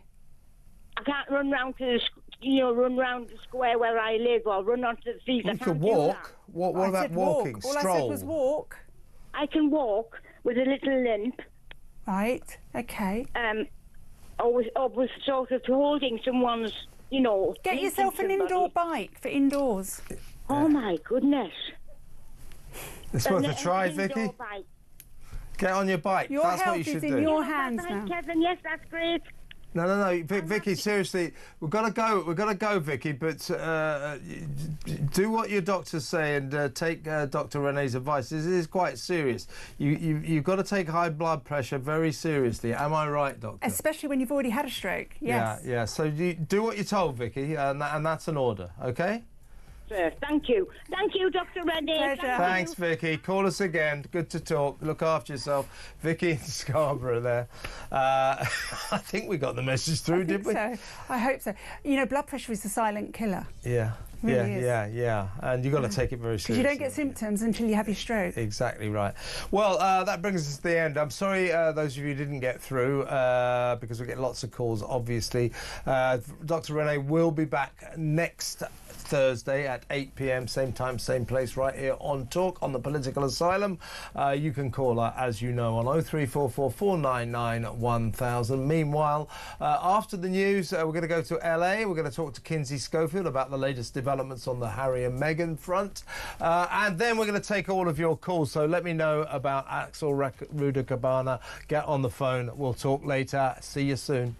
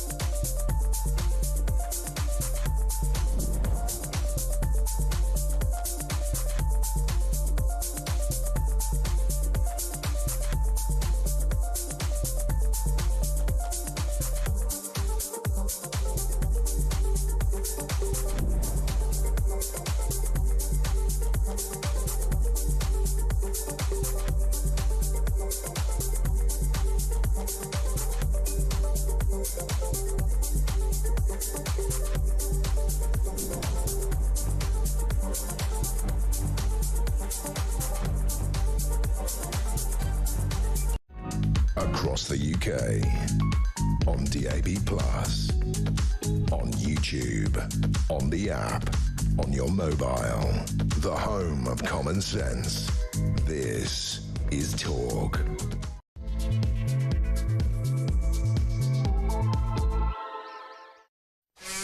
Welcome back. Well, look, let's go straight over to Los Angeles to talk to our brilliant royal commentator there, over there on the West Coast. A stone's throw, almost, as long as you can throw a stone a very long way, about 200 miles, from Montecito. Warm welcome to the great Kinsey Schofield. Hi, Kins. Hey, Kev. Good to see you. Always a pleasure. You've highlighted me to something rather interesting. Earlier in the week, we discussed the excoriating Vanity Fair article, 8,000 words, which basically tears apart the Harry and Meghan fairy tale and particularly lays into Meghan. It's not a hatchet job. It's not a down-market hatchet job. Vanity Fair doesn't do that sort of thing. This is a thorough investigation accusing Meghan of bullying staff to the extent that some of them had to go into long-term therapy. That's quite an allegation. Neither Meghan nor Harry have denied it. They've just said that this article was distressing. I'm sure it was. But in this article was this, there you go, American Hustle. Not exactly a flattering headline, is it? They basically say that this couple are hustling their way through life, you know, trying to make a buck on the back of their royal status, and not doing very well, to say the least. But in this article was the extraordinary story that neither confirmed nor denied. There's no record of it in emails or documented or written down. But the story was that Meghan got a flunky to sort of shop around publishers to see whether there might be interest in a blockbuster post-divorce book. The article also said that Harry and Meghan were madly in love, so I'm not sure how much store we put by it. But Vanity Fair wouldn't put that anecdote in lightly. That article would have been through a million lawyers time and time again. So there's clearly something in it. But you've alerted me to the fact that Page 6, the famous gossip column in the New York Post, is reporting that potential book deal is already dead in the water. Explain. It's not that potential book deal that's already dead in the water, Kev. Okay. Page 6 is reporting that Harry and Meghan's 20 million Penguin Random House deal that they signed in 2021 seems to have quietly dissipated. That is the story. It's, you know, Vanity Fair is clear in communicating the fact that this was a theoretical pitch that someone on Meghan's team was making. If there's ever a divorce, how much do you think this book would be worth to you? So they were very clear about that. And when we spoke on Recollections May Vary, I thought you made a really great point in explaining that based on the amount of research and amount of attorneys involved in an article like this, how watered down must have that section been, considering the fact that it was rumors. So so the Page 6 article says that Penguin Random House had higher expectations for Harry and Meghan, and I remember those. Prince Harry and Meghan expected to pen a leadership book, Meghan's potential wellness book, a potential cookbook for Meghan, and the story is that this deal seems to have just slowly dissipated. Is it because of some of those allegations in Vanity Fair about how these two, their work ethic is incredibly questionable, their collaboration skills not so strong? Is that potentially why Penguin Random House no longer? So it could be, if Page 6 is correct, Spotify and Penguin Random House that have said, you know what? the return on investment's not here. We're going to move on. Yeah. So, yeah, this is where I got my wires crossed, that it was apparently originally the money on the table potentially was a $20 million Penguin Random House book deal that the two of them signed in 2021. But an insider familiar with that deal has added that they haven't heard anything about a potential divorce tome by Meghan. So that would be where my confusion was. But interesting, though, a $20 million book deal. So back in 2021, Penguin Random House, one of the biggest publishing houses in the world, considered that these two could be publishing gold, that any book by them might make that company a fortune. Now, if the Page 6 story is true, and by the way, that is a good gossip column, they tend to get their facts right. If this is right, then Random House, Penguin Random House have lost interest. They don't think that would be because they're not sure they'd get their money back. That's a real turn of events and a real indication that the Harry and Meghan brand is on the serious slide. And I believe this because even the ghostwriter for Prince Harry's book, Spare, came out and said this was kind of a difficult process, you know, getting Prince Harry to open up and getting approval for everything that he wanted to include in the book. So Prince Harry's ghostwriter has alluded to the fact that Spare was not easily executed. And while commercially Spare was successful, the reality is Harry and Meghan, the interest people have in this couple it's really fixated on their relationship with the British royal family. And the royal family has iced them out over the last 5 years. They don't have any new content. There are no more secrets to share. Now, where I think that there's a contradiction potentially there is when Prince Harry was still kind of in fight mode, he did tell, I believe it was the Telegraph, that he removed almost 400 pages from Spare because he felt like it was too damaging to the family. So could that be another book? I don't know. Blimey, I'd like to read those 400 pages if they were more damaging than what actually went into the book. They must be serious bombshell stuff, that. Yeah, I mean, I felt like that at the time. I even felt at the time like that was a threat and not necessarily a tease for a new book. But by the way, Kinsey, who removes 400 pages from a book? I'm not even sure he can read 400 pages. So well, you can rest assured of that. He's probably he's now written more books than he's read, as in Spare. But seriously, well, he didn't write it, did he? There was another thing. But in terms of this actual deal, anyway, as you mentioned earlier, I'm just reading the New York Post Page 6 piece. Who wants to read a book on leadership? Well, what is their obsession with leadership? Didn't they make a program? Well, Kevin, that was an option. That was an option in March of 2020, before they both viciously attacked their families. That was an option before we knew who they really are. And now we know who, because he could have come at it from a perspective of his time in his military service. I mean, he could have tried to pull that off. My mother passed away. I've overcome so much grief, but now we know that these are two people that perpetually live in victim mode.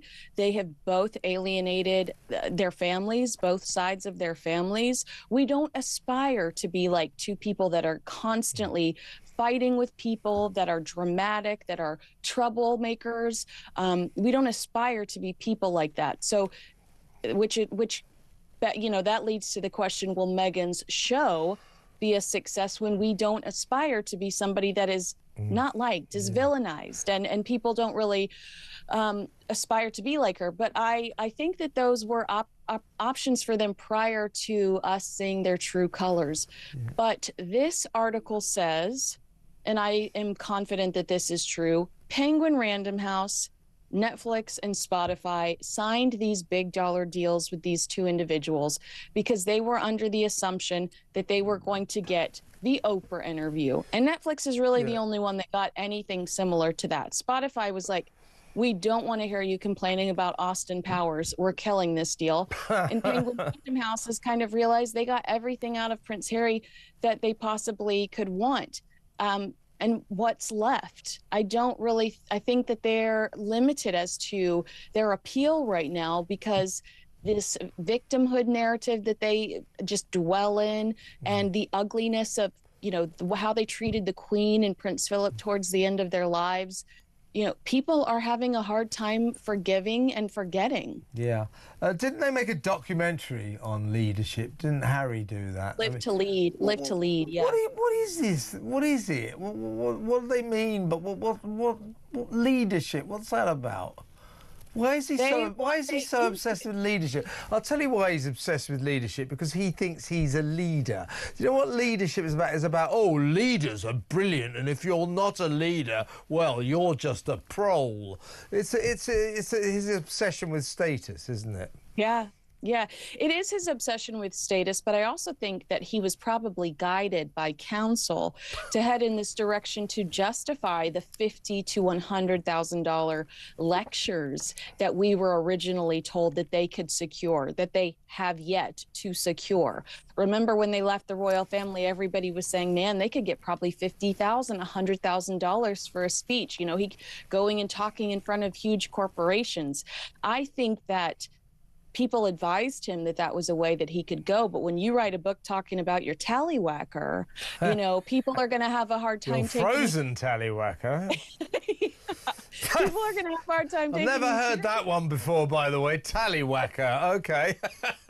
But I get your point. Let's move on. Let's talk about... look, Harry's done it again. They're just not getting the memo, these two, are they?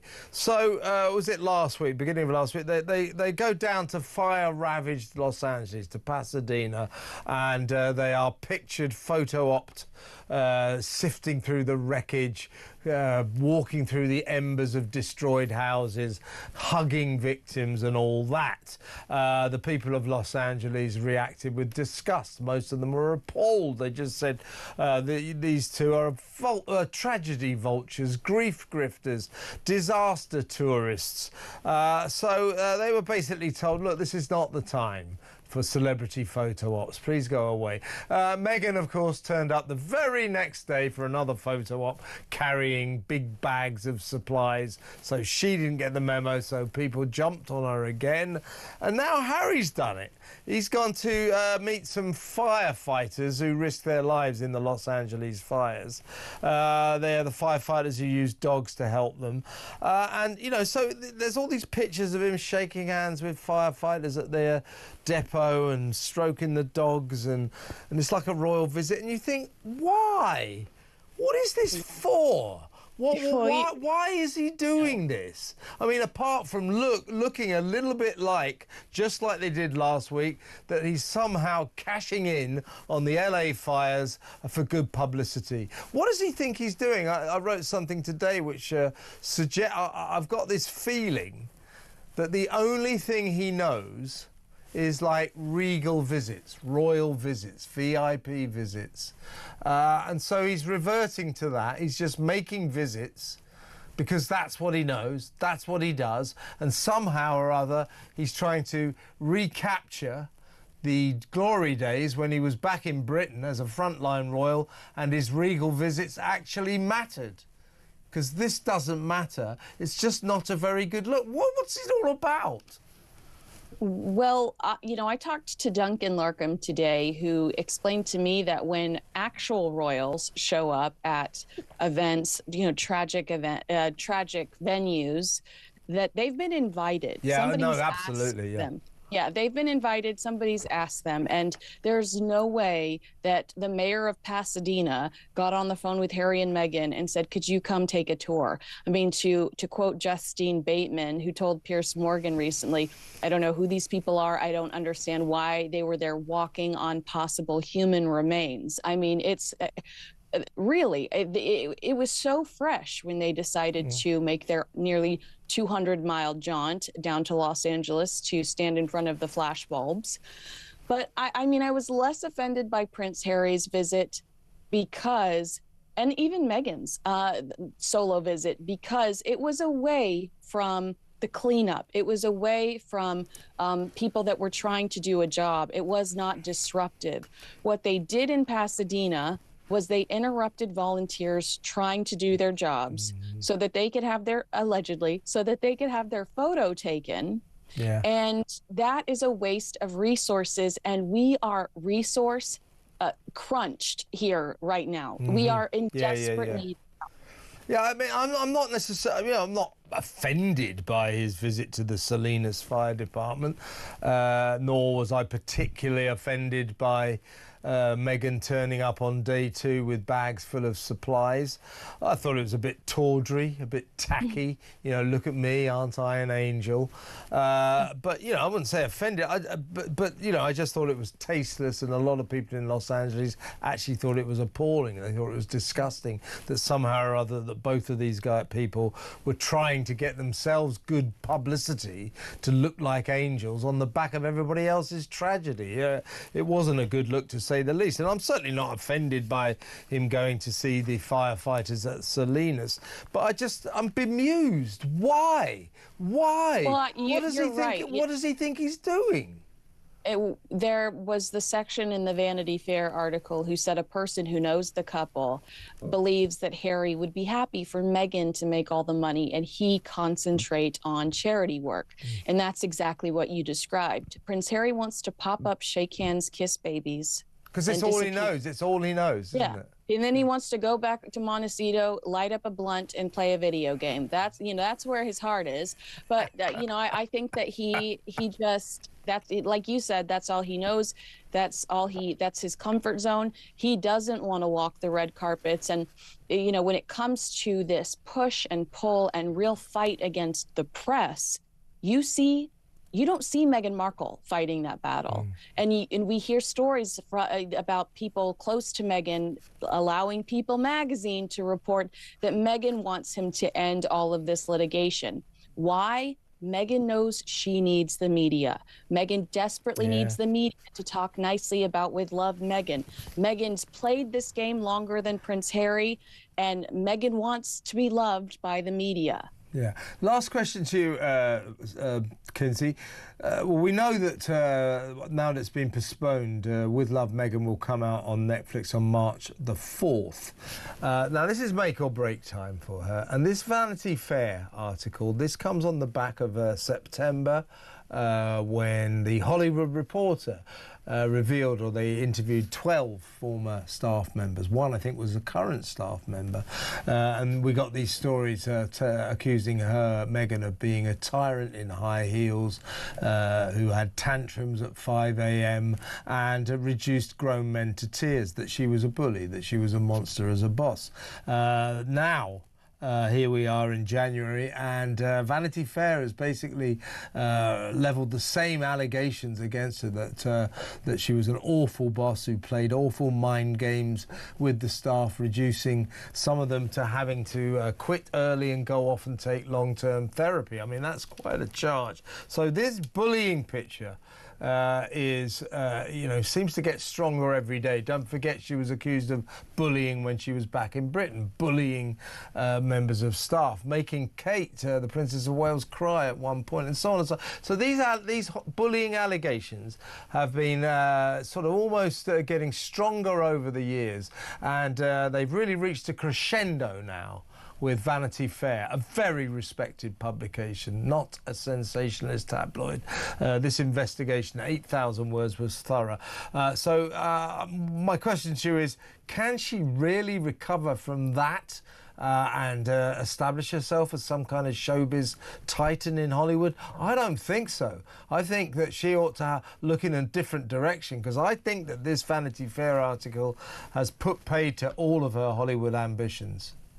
I think she just needs to be honest with all of us. You know, I don't know if you're familiar with the name Heidi and Spencer Pratt, of course, but they were They were the villains in The Hills. Yeah. They lost their house in the LA fires, didn't they? Yeah. They completely lost their house in the fires, and Spencer makes almost $20,000 a week on TikTok from fans that just love them because they are I mean this in the nicest way possible.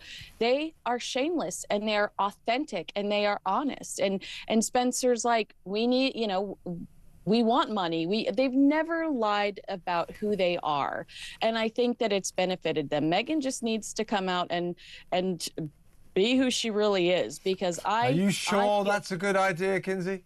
I think she needs to embrace the B word. I think that's where she needs to do. Be what she is. Yeah, that's not a bad idea. At least because I'm telling you, Kev, when former employees that signed NDAs are watching her twirling around a kitchen talking about how one of her magic traits is making people feel special, they are going to be so irate that they rip up that NDA and they call up Inside Edition or they call the National Enquirer and they say, boy, do I have a story for you. The more she tries to push this sweet little girl image down everyone's throats, her victims are going to get fired up and they are going to rally. So she needs if I were her, I'd pump the brakes. Yeah, I happen to know that certain members of her family are particularly furious at the moment that she was so keen to help all the victims of the LA fire, but didn't inquire after the welfare of her own family. So, I don't think she's got good times ahead.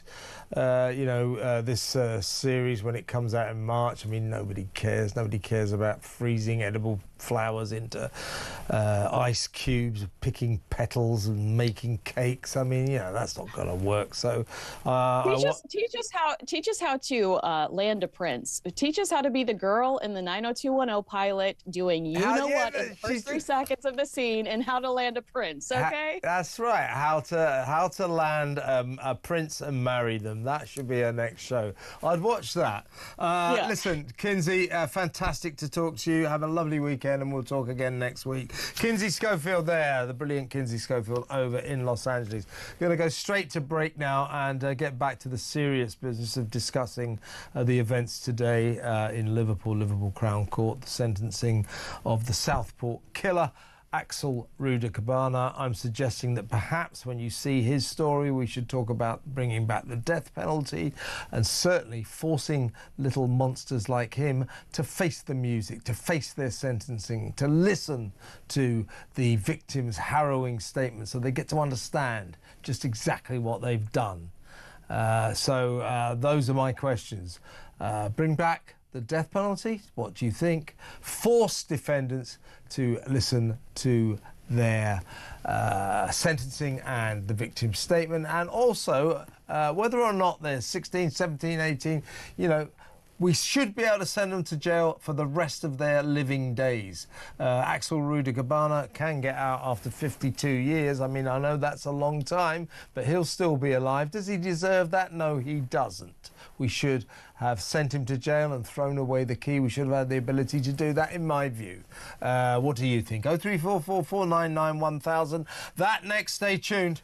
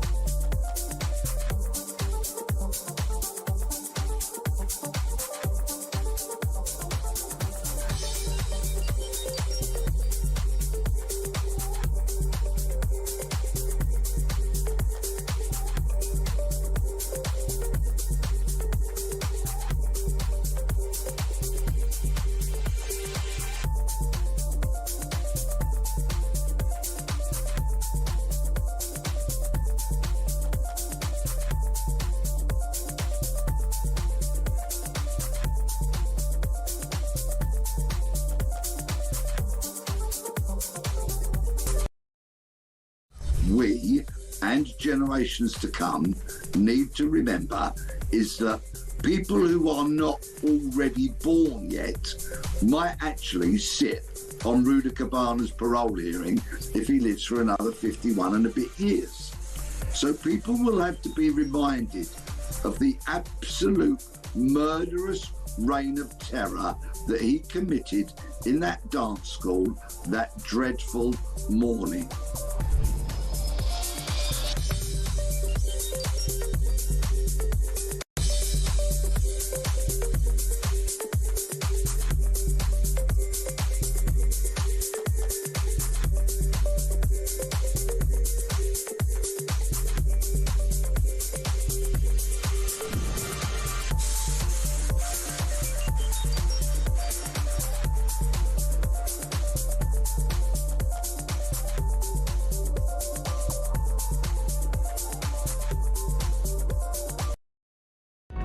Across the UK, on DAB+, on YouTube, on the app, on your mobile, the home of common sense. This is Talk. Welcome back. Time, well, the floor is open now for you. Let's talk about Axel Rudicabana and all the ramifications of today's sorry saga, where I say he controlled the narrative, and I don't think that should ever happen again. A little piece of work like that should not be able to shout and scream, should not be able to avoid sentencing, and should not be able to avoid the victim's statements. If they try to, if they shout, scream, put them in a straitjacket, put a gag on them and stick them in the dock. Anyway, that's my view. I don't know what you think. 03444991000. Let's go to Harrow and talk to Herbie. Hello, Herbie. Hello, Kevin. How are you this afternoon? I'm all right. What would you like to say? Well, what I'd like to say, I was trying to work out why this evil person attacked young children like he did. Is there something about young children at the moment seems to be the name of the game, or what? Is there a motive behind this? What was it all about? Why young children? Is it because they're young and defenceless, or what? Yeah, but well, bear in mind they're also female. The brave young teacher who gave a very harrowing dance teacher who gave a very harrowing victim statement. She said this. He attacked me because I'm a woman. He attacked the girls because they're female. I suspect that Mr. Rudicabana has some kind of medieval attitude to women, a very old-fashioned attitude. Also, he's a coward. He's a coward. It's easier to attack women. If you attack men, they might hit you back. Well, do you know what, Kevin? I really do fear for my granddaughter. I really do. And there's other people I know who've got young girls as well. There seems to be something going on with the world where it's attacking girls all the time, young girls. It's a big worry. I mean, so anybody's got... Totally right. I agree with you, Herbie. Yeah. I absolutely agree with you. It's a worry. As regarding the sentencing, listen, I think it's time for the snowflakes to be got rid of once and for all, and to say to them, listen, this is a crime that he's committed. It's beyond belief. He's going to get punished, come what may, regardless, and he's going to get the most severe punishment we can hand out. Forget the snowflakes, forget the do-gooders. We've had enough. I want to walk the streets. I want you to walk the streets and want my children to walk the street without fear of these people attacking us. I've had enough of all these snowflakes. And, I have too, Herbie. I have too. Well, when you say the strongest sentence we can throw at him, I mean, he should have got a whole life sentence, but I suppose 52 years, that should teach him some kind of lesson. However, do you think we should have the death penalty for people like him? Kevin, the death penalty's always been a bone of contention. I mean, to say somebody's taken a life like that, why do we need to keep these animals alive? Well, I won't call them an animal because... It's unfair to animals, yeah. It is unfair to animals. Why do we, these nutcases, why do we need to keep them alive and pay for them to be, to be kept in glory for the rest of their life without having to do anything but making everybody else's life a misery? It's all very well for these snowflakes to say, look, their parents have lost children that was very dear to them, never been able to see them grow up. They've got to take that punishment themselves for the rest of their life.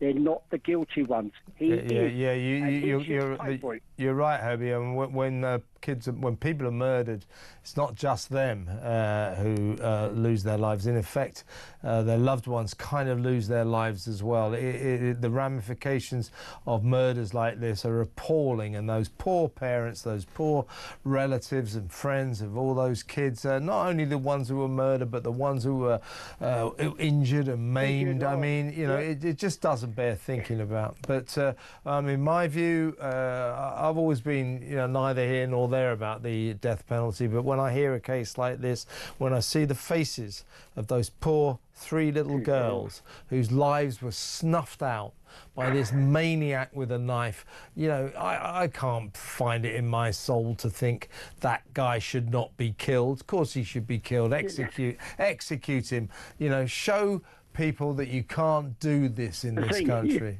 Yeah, but the thing is, Kevin, he'd be killed humanely. Those poor kids weren't killed humanely. They were butchered. Yeah, but I mean, it's one way of doing it. There's a difference in that. Yeah, one thing we can take some solace in, Herbie. Don't you worry. He'll be getting a bit of prison justice. Do you know what I mean? Yeah, I don't think his life behind bars is going to be at all pleasant, and what a shame that is. Herbie, I've got to move on, but very good call. Thank you for ringing. Please call me again. Herbie in Harrow. Carl in Liverpool. We're going to go to break now. Stay where you are. We'll come to you next.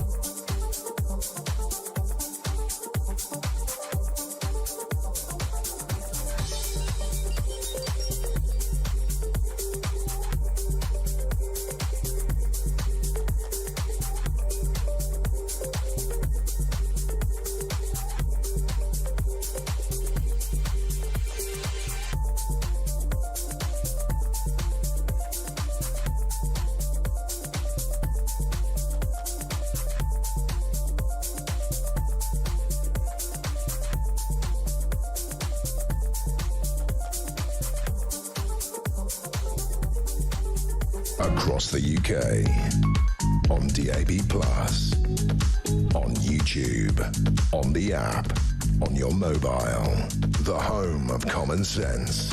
This is Talk.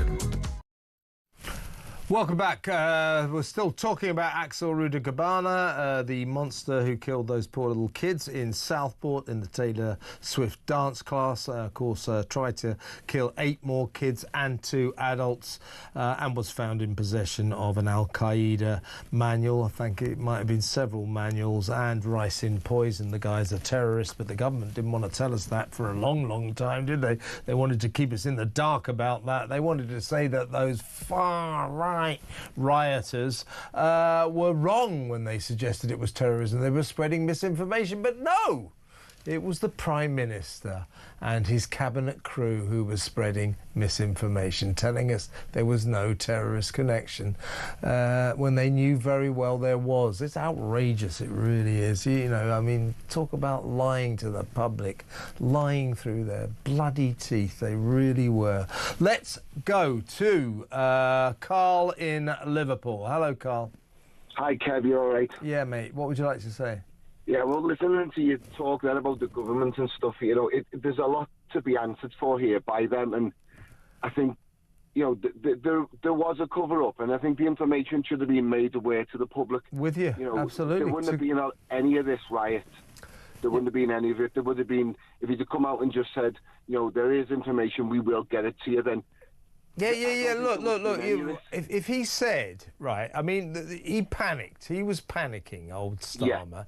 Yeah. And he was desperate to stop those riots, particularly the one in Southport. He wanted to... They were happening all over the country. And the only way he could think out of it was to lie, say there's no terrorist connection, and all these... and call everyone far right and thugs, far right thugs who were spreading misinformation. Well, they weren't really. It was him that was spreading misinformation. But if he'd have said, look, I just felt I had to stop the riots, fair enough. But he actually is sort of sticking to the fact that he didn't lie then. Well, he did. He lied to us. So did Angela Rayner. Yeah, he did. But do you think now that obviously he's admitted that he lied? Do you think now calling everyone far right, the people that he did call far right, they deserve an apology?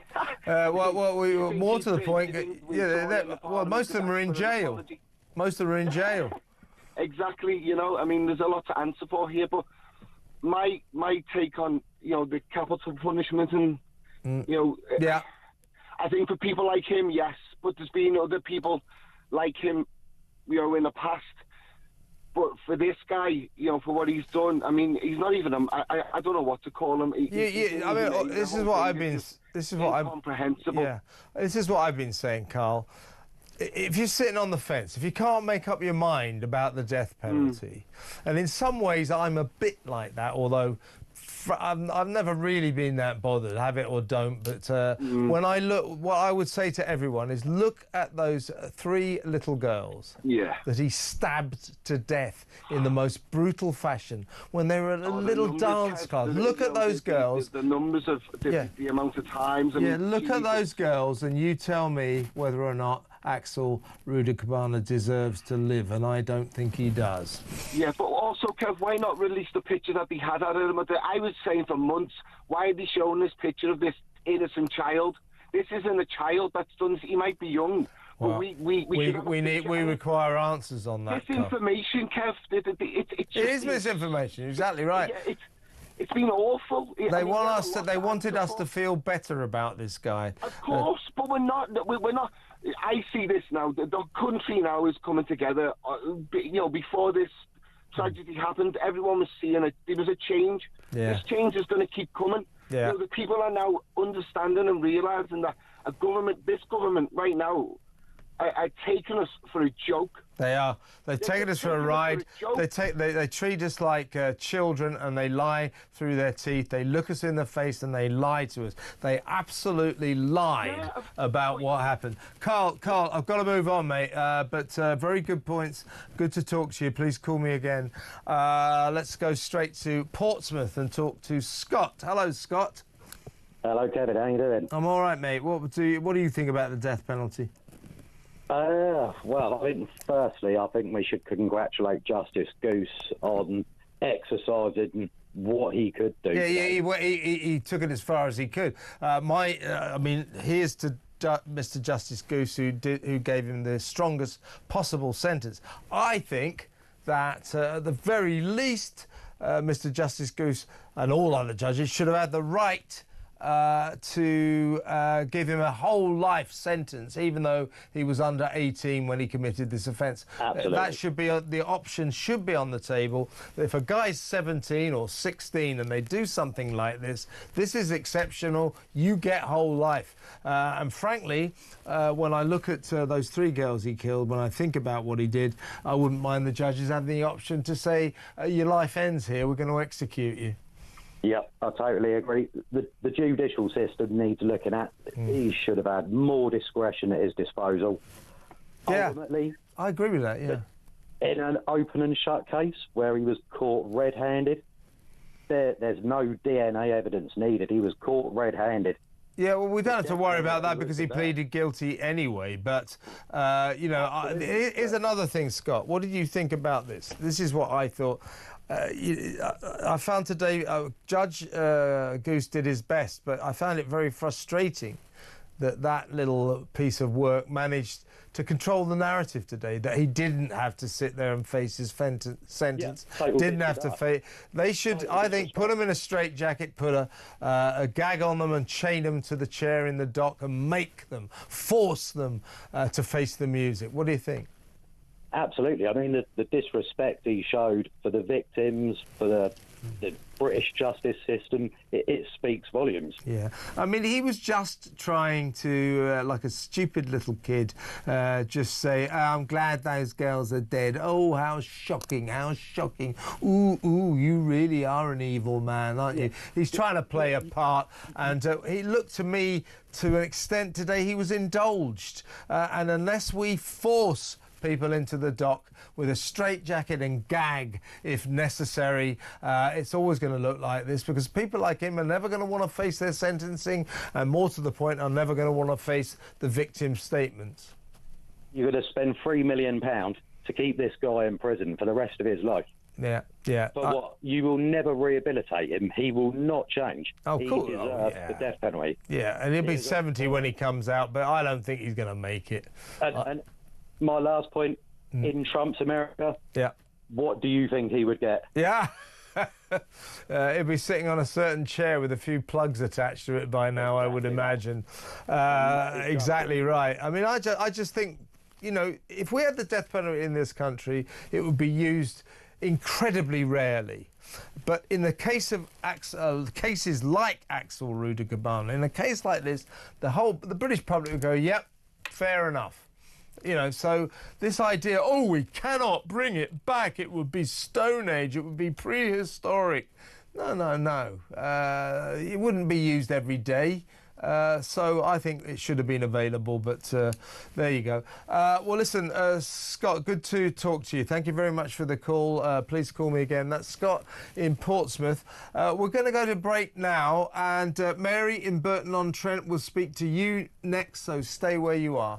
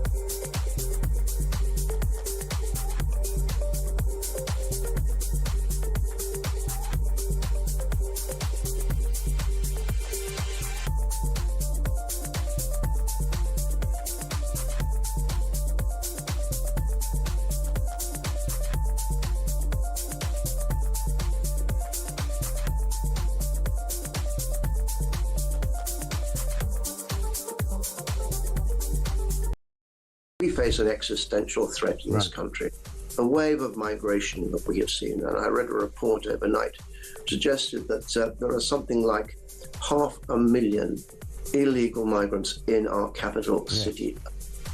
The British people are entitled to demand of their politicians an end to this, what my mother described in a letter to the Daily Telegraph in 1967 as alien invasion. It has got to stop.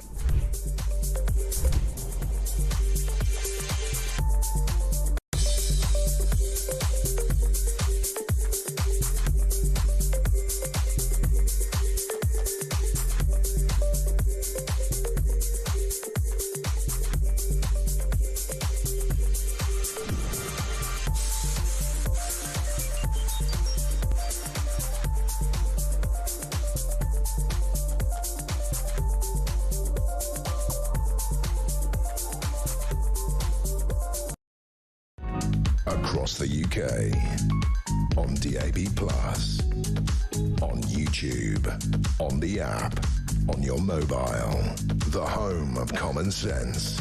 This is Talk. Welcome back. In just a little while. Either Ash Gold or Andre Walker will be... It's going to be Andre Walker. You never know with those two. He's going to come in and tell you what they've got lined up for your entertainment from 10 p.m. until 1 a.m. You have been warned. But they'll put on a great show tonight. They seriously will. So we'll find out what the... But they'll be talking a lot about Axel Rudikabana, I'll tell you that. But first, we've still got time to get a few more calls in, so at least a couple more anyway. First of all, Mike in Surrey. Hello, Mike. Hi, Kevin. Yeah, I was phoning up because you could tell that the judge was frustrated that he couldn't charge the guy under the as a terrorist. Well, he actually did plead guilty to a terrorist offence, which was being in possession of material likely to enable a terrorist incident or something like that, which was the Al-Qaeda manual. So there was a terrorist charge on his charge sheet. Yeah, he was charged under the Terrorist Act 2000 for the Al-Qaeda material. So there's no doubt this was terrorism. Yeah, so why is Keir Starmer saying that it wasn't? Well, to be fair, he did say that a couple of days ago when he finally admitted there was a terrorist element to that, which of course he completely denied straight after it happened, even though he knew about the Al-Qaeda menu. So he lied then. He's now admitting that he knew about it from day one.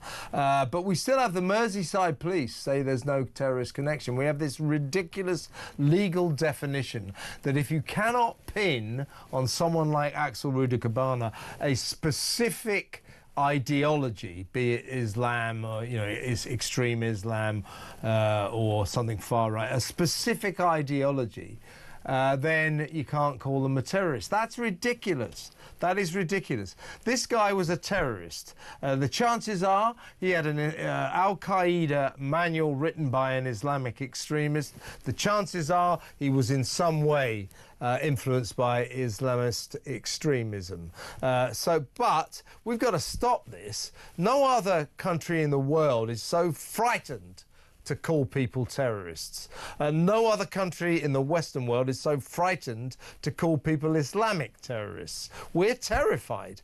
God knows why. It's two-tier justice. It's all about people of colour and foreigners. Be kind, middle-class angst.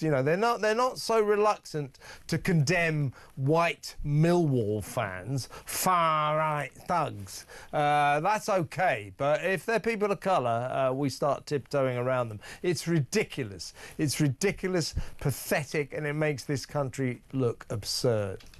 Yeah.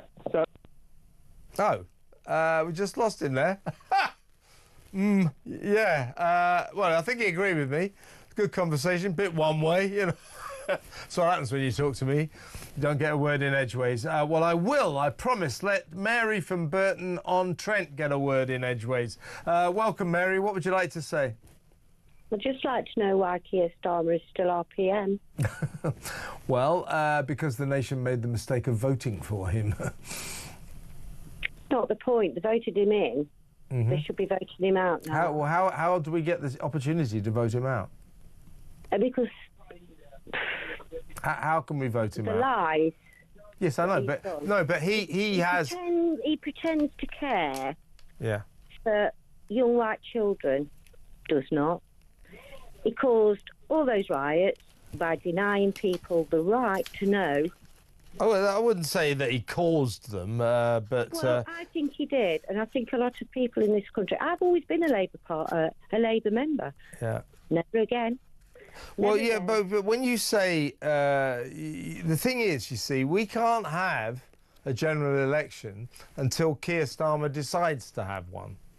So we have no... But trust me, Mary, we are stuck... Shame on him. Well, shame on him. Of course he's not. He's not going to call an election that he knows he will lose. We've got this guy for another 4.5 years.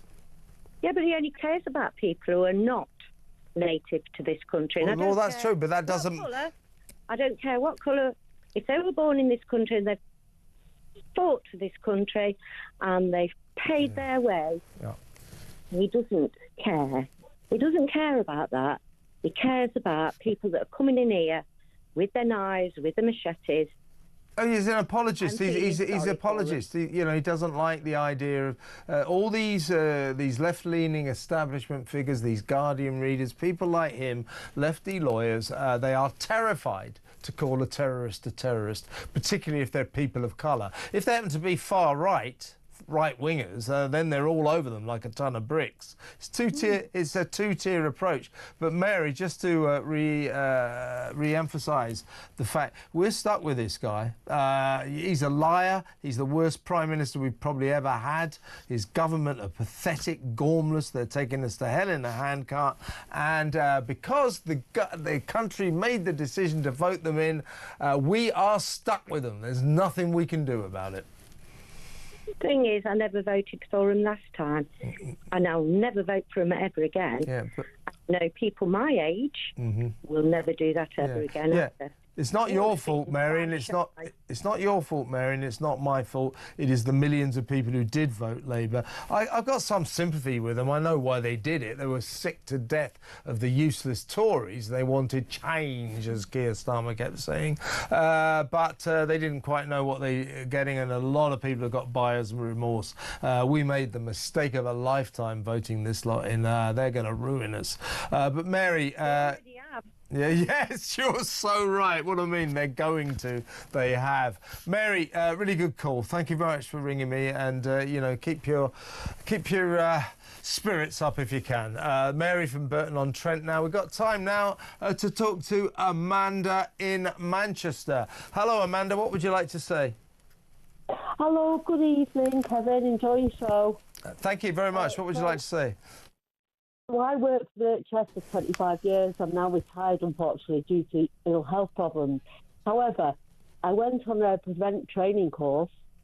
Yeah. And all the people that were on it they look like mods. I mean, I'm 55. Yeah. They were in a council house, and it was all right-wing, and that's all we ever got taught about it. So you had to go on the prevent course, did you say? Yes. You had to. You were forced to go on that. Well, why? Why? Well, I have to.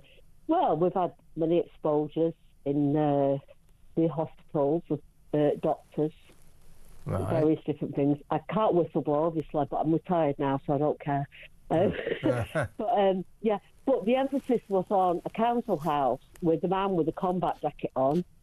Oh, yeah, no, I see what you're saying. You're so right. I mean, they're a little bit better now, but until a couple of years ago, the police used to come out, or various members of the great and the good used to say, the biggest terrorist threat to this country is far-right extremism. That's a crock of crap. I used to get really upset. I came home from work and I said, oh, my God, what have I just experienced? So you're talking about central Manchester, Manchester Royal Infirmary, Oxford Road.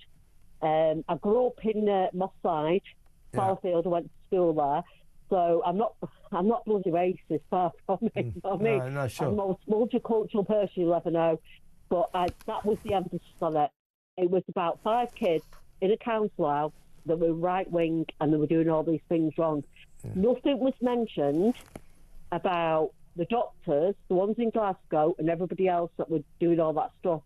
Anyway, the other thing I'd like to say to you, as an animal lover, You know, today, when you call that man an animal... Yeah, it's not fair to animals. Get rid of it. No. I've got this beautiful dog, and I agree with you. I'm a great animal lover myself, and you're right. It's unfair to animals to compare Axel Rudakabana with animals. They're much better than he will ever be. Listen, Amanda, very, very good call, and thank you very much for ringing. So we're gonna. I think Andre Walker's going to come in right now and tell us what's going on in his show. He'll be with you until 1 a.m. And I said he was with Ash, but he's actually with somebody who's far more attractive. Actually, nearly everyone's more attractive than Ash. But this is Danielle Nichols, so she will be with Ash for the next 3 hours. Hello, mate. How are you? I'm good.